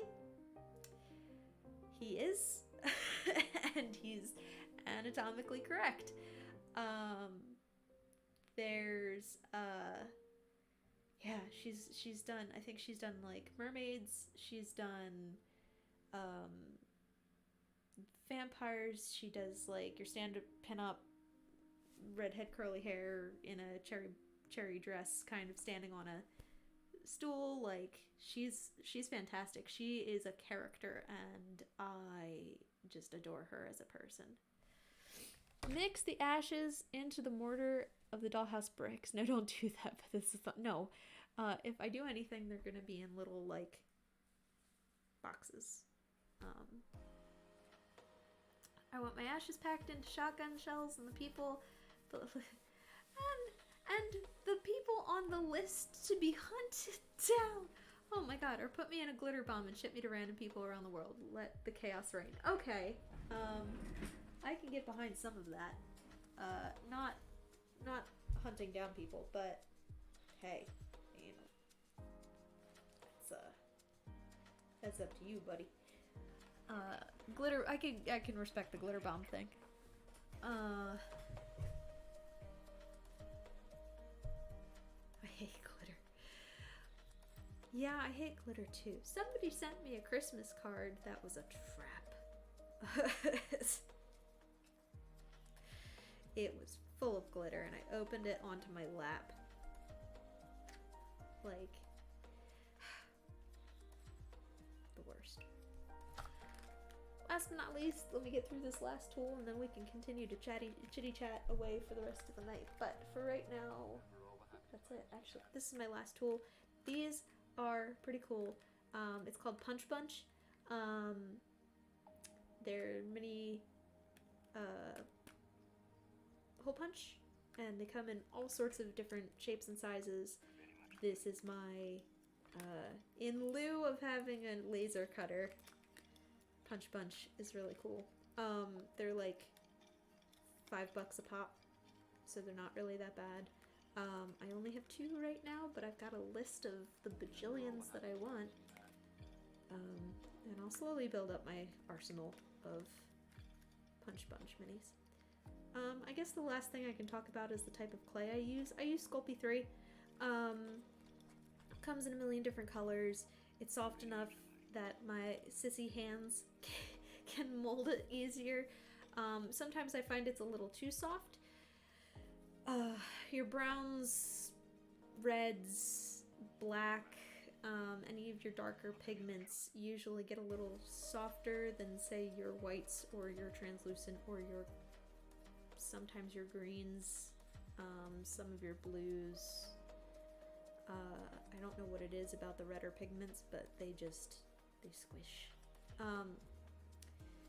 But I I like to use Sculpey. You can bake it at 250 degrees Fahrenheit for, I do around 10 minutes depending on the piece. Easy to glue, easy to fix, easy to cut. That's just my preference. Some people use Fimo, some people use Primo. They're just a little too firm for me. I think if I was making dolls, it'd be a different story.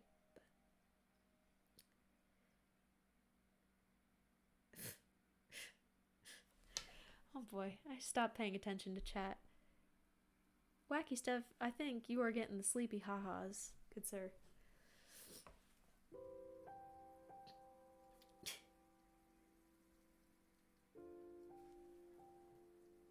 Green Stuff World makes some great hole punchers. I will have to check them out.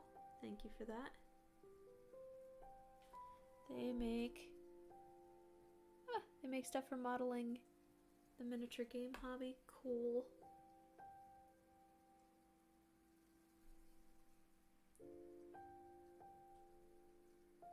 I will look at the Hole Punch Company. Thank you for the suggestion. Are you writing these things down, Nexus? Because I'm not. And I'm really going to want to. I'm going to have to go back and watch the entire thing again. We've been at this for 2 hours. You guys have kept me chatting for 2 hours straight. That's a lot. Yeah, so I think that's all of my tools, all of my supplies. I mean, I literally have used whatever I could find to make things, and new things come up all the time, like I'm sure you see in my videos. So yeah, if you have any questions about the things I use, I'm happy to discuss it during the videos as well. Or if you go back and you comment on my YouTube channels or things like that, I really, I haven't gotten any comments yet, but if you have any, I'll be happy to answer them. Across the Pond Company, well, yeah. Dirt, just use a lot of dirt. Get out in the garden, slap it on the model, it can be used for mortar, yeah. Dirt, I mean, I use dirt. I have potting soil in my plant material box. It's good stuff. Yeah, so that's that. Do you want me to show you the dollhouses? I mean, they're not really, I've got a lot of stuff in front of them now. Let me start tidying up, but we can keep chatting in the meanwhile.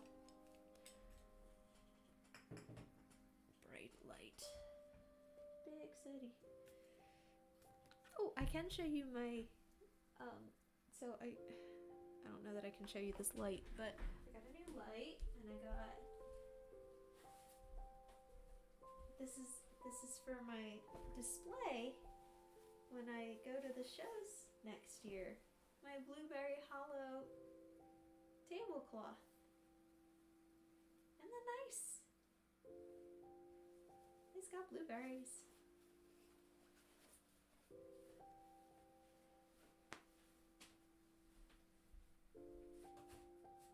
And they say you're supposed to cover up the base of your table, so I'm just gonna get like a fitted sheet or something and make that work. Because I'm not buying tablecloth that fits to a table. That's silly.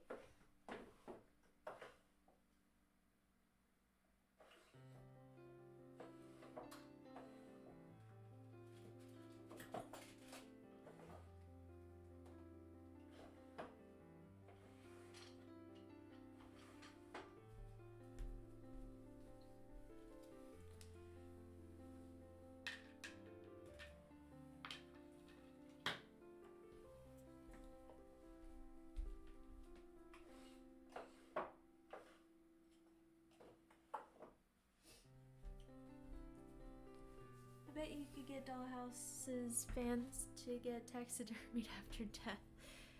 Yeah, after death, not before.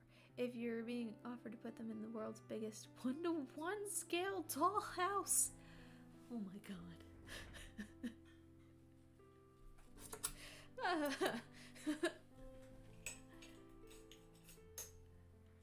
I mean, Dollhouse ladies are crazy. They'll do anything. No lie.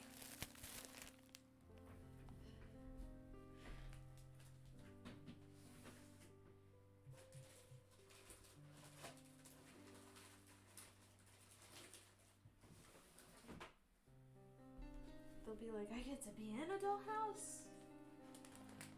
Let's do it.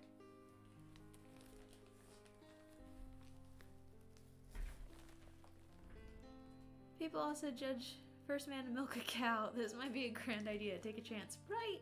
I have this playing in the background. I checked in at a bad time. No, you didn't. You just checked in at the end of me talking about tools and supplies. But you can you can always ask questions at this point.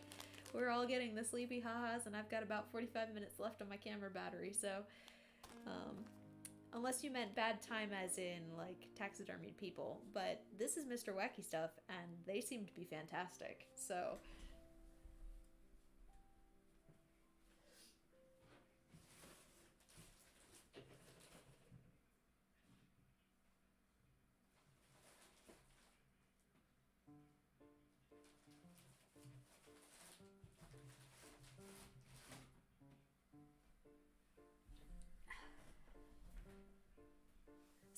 yeah, well, give you a benefit of the doubt, right? Oh boy, we've got so much stuff. I try to like downsize every once in a while for things that I don't use at my desk and can't. Do you have a site, Mr. Wacky Stuff? Good question. Well, Mr. Wacky Stuff, do you have a site?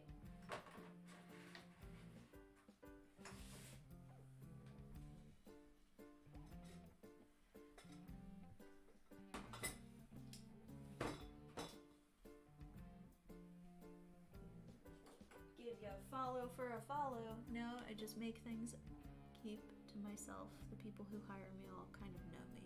Meet a lot of people in the D&D space. Yeah.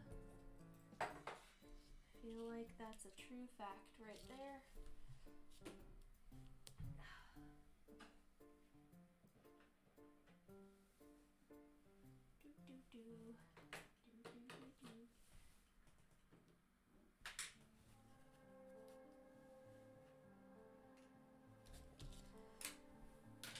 I will try to give you a tour of the dollhouses right quick, but no guarantees on how that's gonna pan out, so.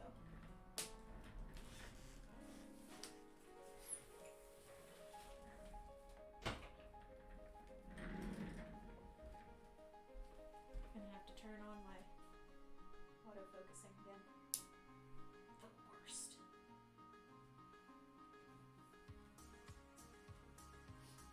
Alright, you ready?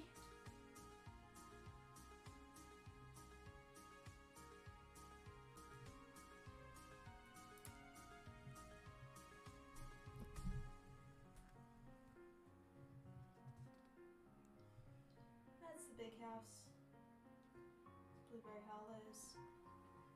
Have you had a moment where you had to tell a child that your toy isn't for them to play with, it's for you to play with?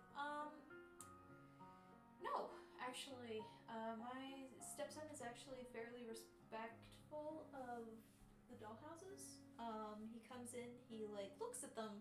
I mean, he's a boy, so not so much into the dolls. Not that they're dolls, but like not so much into the minis.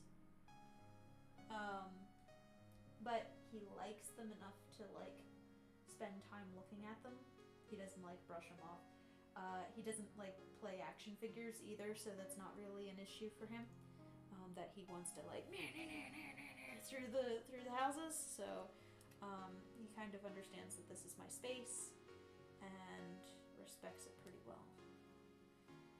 So I'll zoom in. Oh no, can't get that edge.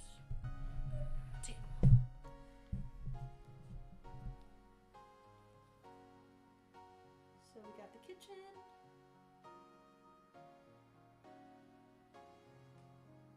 Hi, Cursed Rose.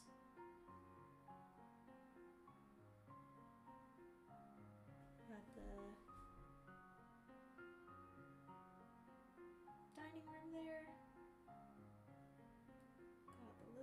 I should probably light up the houses, huh? That would be nice.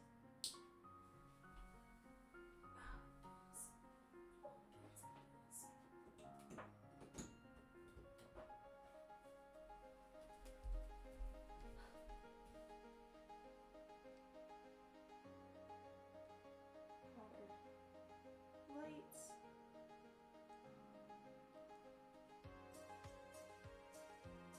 And there's snowman outside.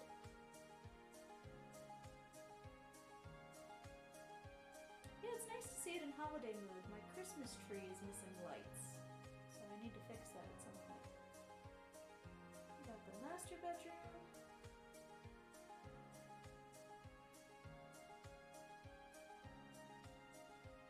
That plant pot on the stairs is a tripping hazard. I have a hard enough time with my shoes on the stairs. It is a tripping hazard. Look, some things can't be functional.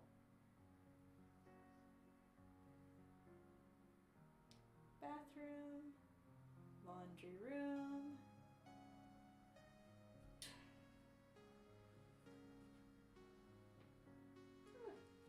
Let's see if I can.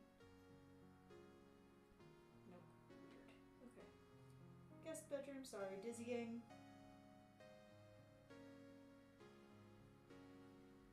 Oh, and that blanket in there on the bed, that was a Christmas gift this year from a friend who personally crocheted that with embroidering thread.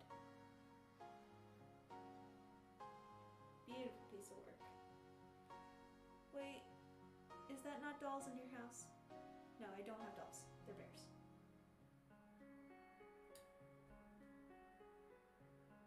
There's the kids' room. Let me pin this camera into place and I will show you one of the bears.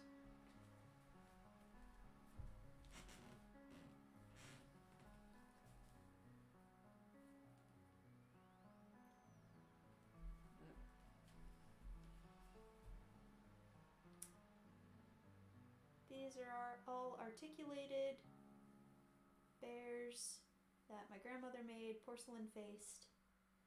My grandmother made like a good maybe 40 total tops, maybe 30 of these guys, and I have a good maybe 40, closer to.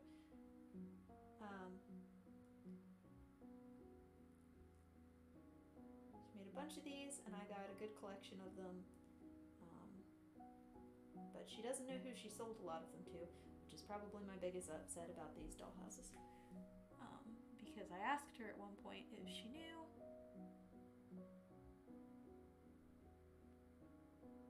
And she doesn't, which is unfortunate, because then I could offer to buy these back from people. Not the case. So. Now, do you have a doll's house in the doll's house in the doll's house? Yes. No, I don't have a doll's house in the doll's house in the dollhouse.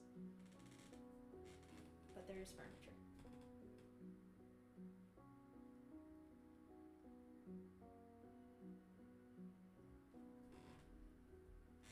And the furniture moves. And the floor squeaks. So, that's the little girl's room. This is not a very good angle, but this is where my camera is stationed right now. I apologize.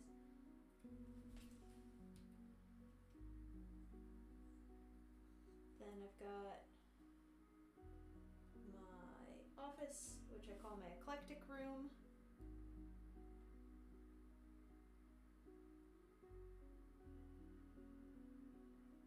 Where I have a lot of my artisan pieces and just really neat art pieces from around the world. And then my attic. All my rooms are my eclectic rooms. There you go. Now you have a dollhouse. 3D printed. Okay. Alright. Then we'll come back down. We'll zoom out. We got my light in the way.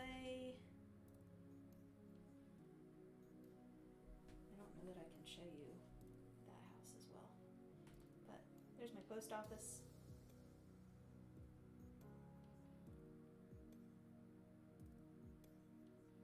I'm gonna have better pictures of these up before I take them down, because we're supposed to do a setup in a month. And I have to get my calendar ready for you guys. But there's my post office, my workspace, my computer, my pub. It's my pub. That's antiques. That was my 21st birthday present to myself.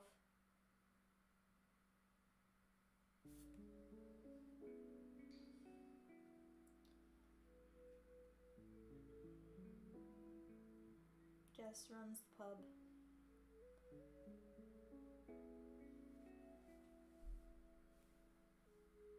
Stocked bar in the back.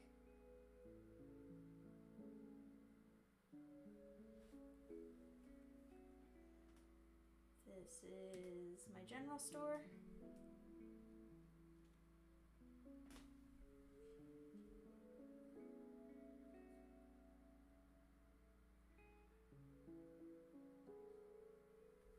You say the post office is a central part of the houses. The post office is important to me. I love my post office. Nobody else has a post office. Here's my general store.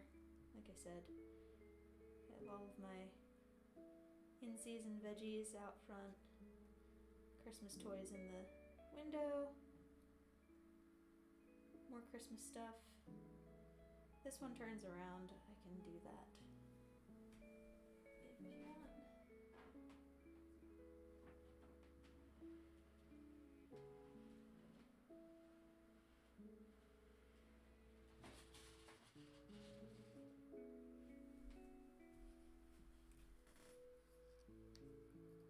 Have the general store down bottom and the sewing shop up top. I am highly considering moving the sewing shop that's up top to its own store. The sewing shop up top is called the Needle and Thread. The bottom is called Ned's General Store.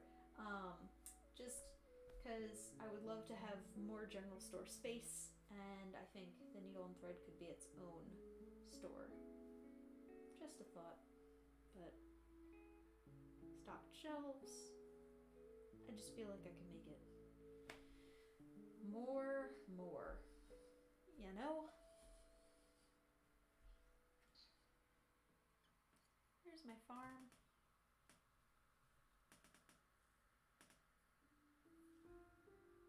And greenhouse.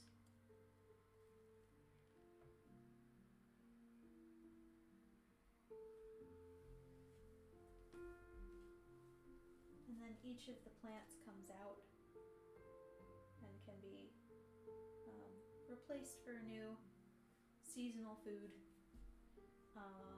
Got a potting shed in the back, a windmill. My greenhouse opens up, I can get inside there. It's been fantastic chatting with you, seeing the models. Have to go. Best of luck. Thank you so much for joining us tonight. You've been a pleasure to talk to. And last but not least, Blackberry Hollow. Tilted. Weird. And that house also turns around. I'm not going to though, because the Santa and reindeer are in the way of the turning.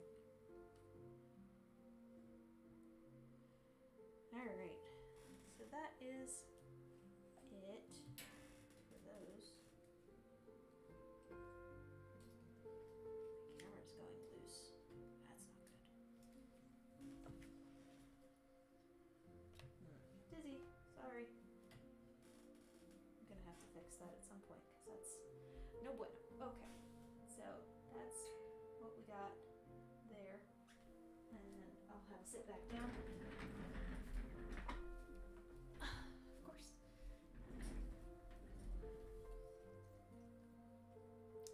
Turn my autofocus back off once it focuses on me.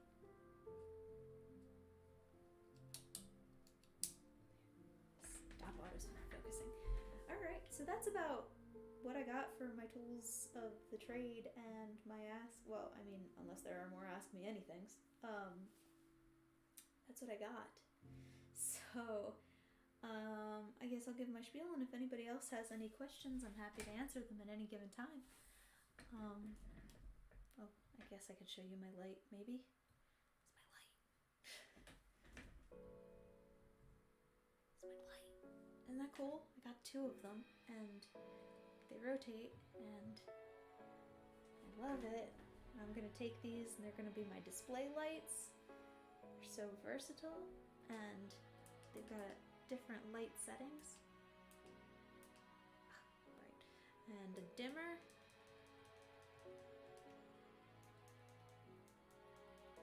And an off switch. Turn off the dollhouses for now.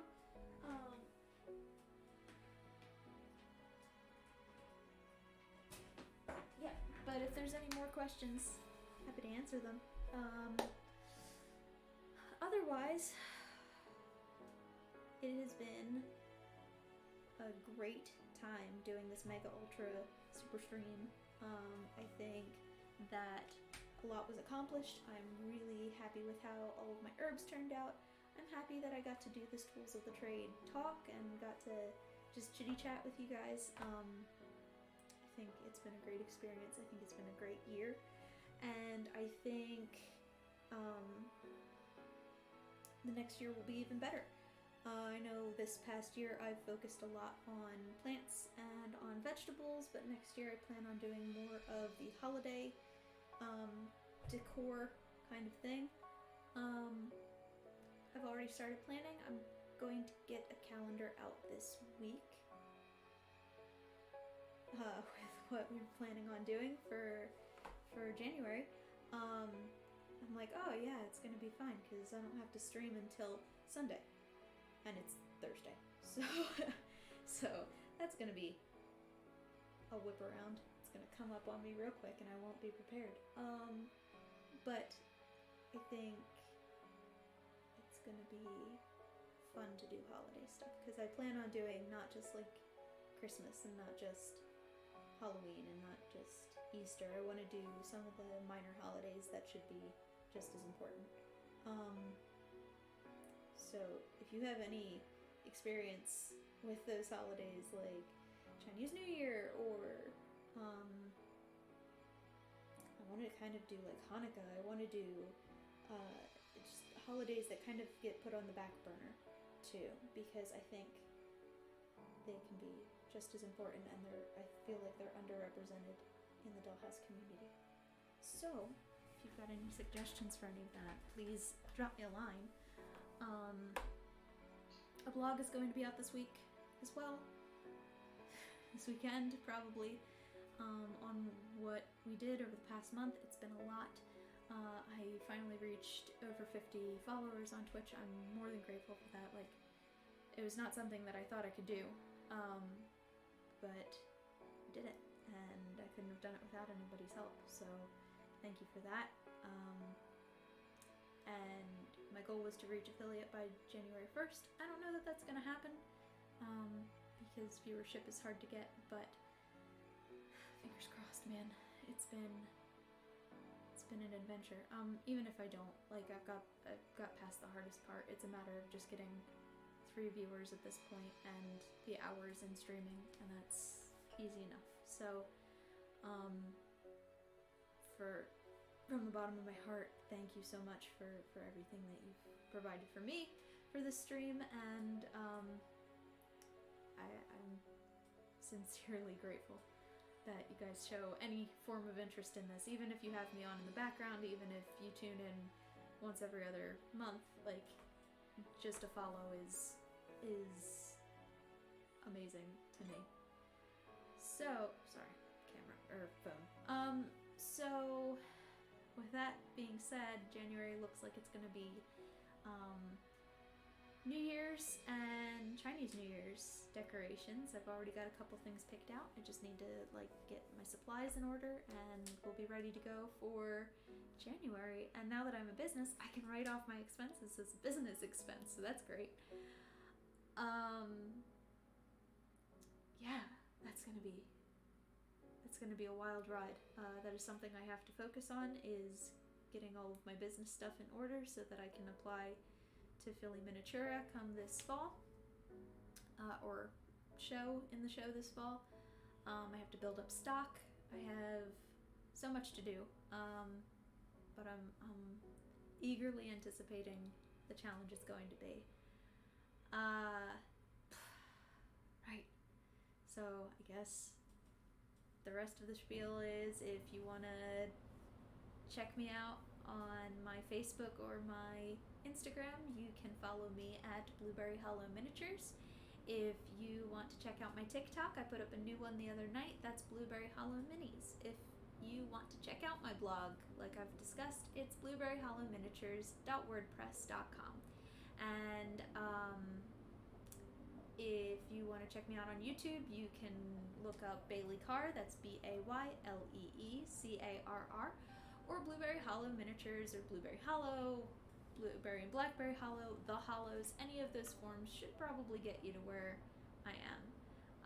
If you're watching this on YouTube and you want to check out my Twitch, I try to stream weekly on Sundays at 7:30 Eastern Time. And sometimes I do a super stream, which would be a weekend long or just more than one day. And I try to do that quarterly, so the next one will be in March. I think that was it. Oh, and if you're watching this on YouTube, yeah, you can check me out on Twitch. That's Blueberry Hollow Miniatures. If you want to be a part of my craft to-do list challenge, that is a Google document that I list all of my... I do work on miniatures. Welcome to the stream. You're a little late to us, but I'm just going over a couple of things that you can check me out. Check out the rest of this video or some of my past videos, but I work on dollhouse miniatures in 1/12 scale.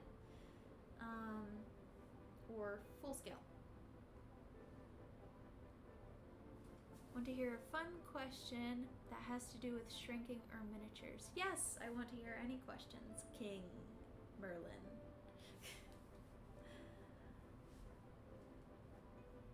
And while you are posing your question, I will finish up with my craft to-do list challenge. So, if you want to be a part of my craft to-do list challenge, that's a Google document that I keep all of my craft to-do stuff, because if I don't keep a list of it, I get confused and lost. But I find the list itself overwhelming, so if you want to be a part of the content that... Hello!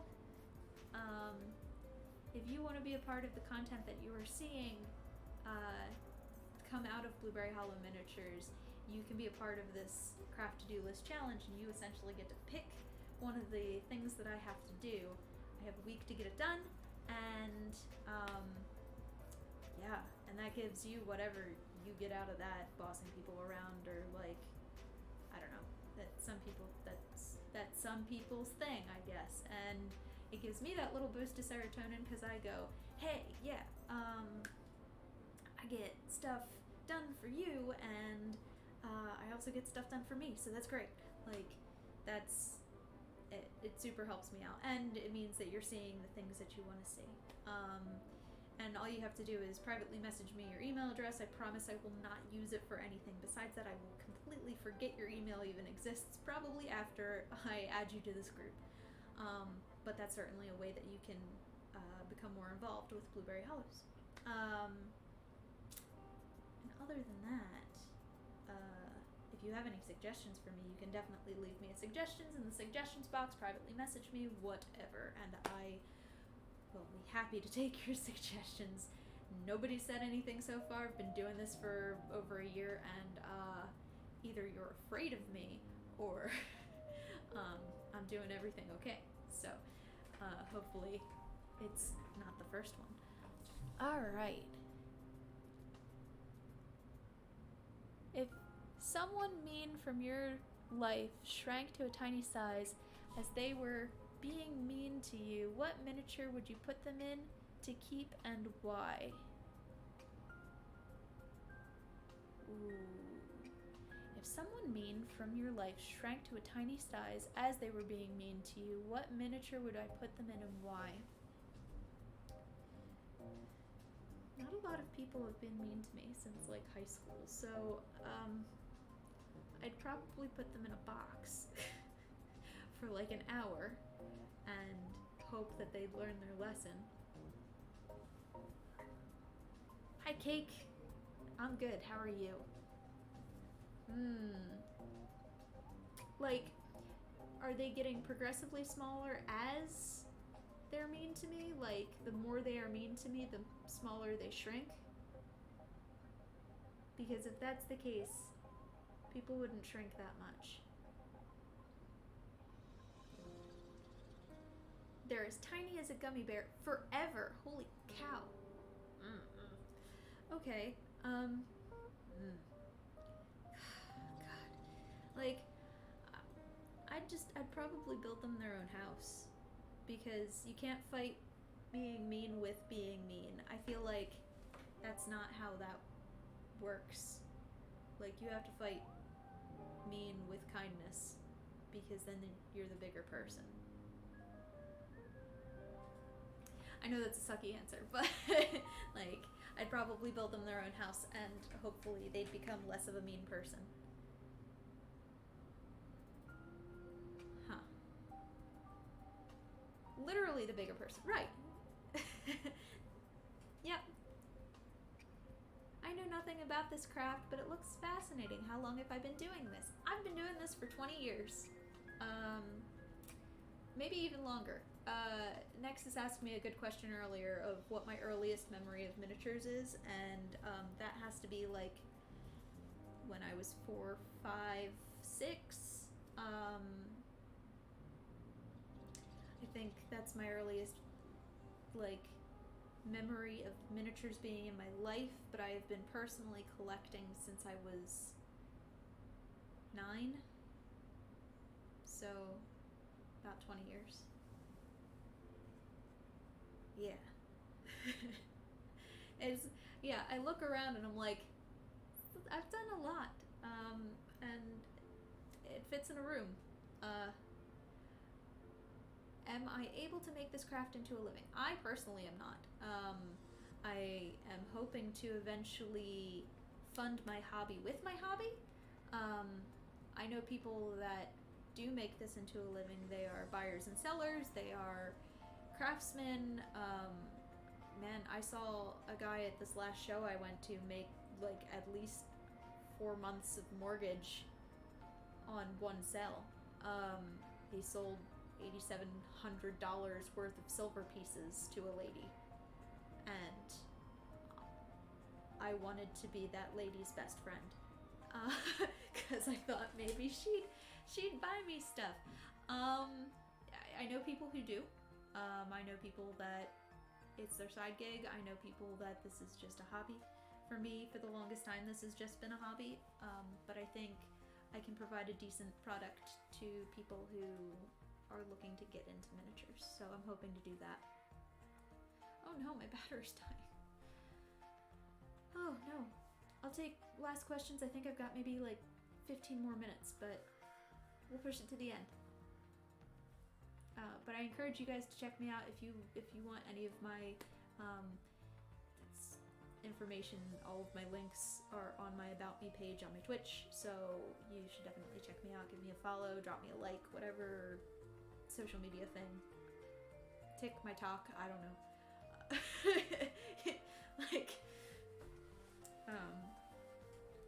But I try to stream every Sunday, making stuff and setting up my dollhouses. So if you're interested in any of that, you can always go back, watch my YouTube. I've got a bunch of videos on there of various holiday setups and me making a bajillion things. They've all been plants so far, but in the coming year, like I said, it's going to be holidays. I'm going to do some holiday stuff. It's going to be fun. So I'm on, like I said, I'm on Facebook, Instagram, TikTok, Twitch, YouTube, WordPress, sorry. YouTube? Did I say YouTube? Facebook, Instagram, TikTok, Twitch, WordPress, YouTube. think that's it. So I encourage you guys to check me out if you want. And then if you want to be a part of my craft to-do list challenge where you're bullying me into doing my own work, drop me a private message and I'll add you to the group. Try to catch me on my next stream. Have a good night. I will be streaming on Sunday, so see you then, hopefully. Have a nice night. Thank you for joining me tonight, Cake. Last questions before I have to go? That was a good question about the shrinking. I'd probably, yeah, now that I think about that, I'd build them their own house.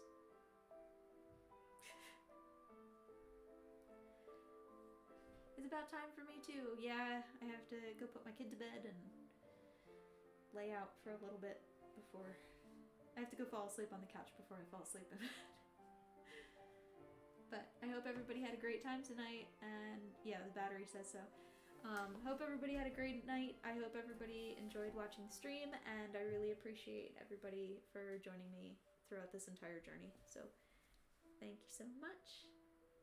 Have a great night, guys, and I will see you Sunday. Happy New Year, everybody. See you soon.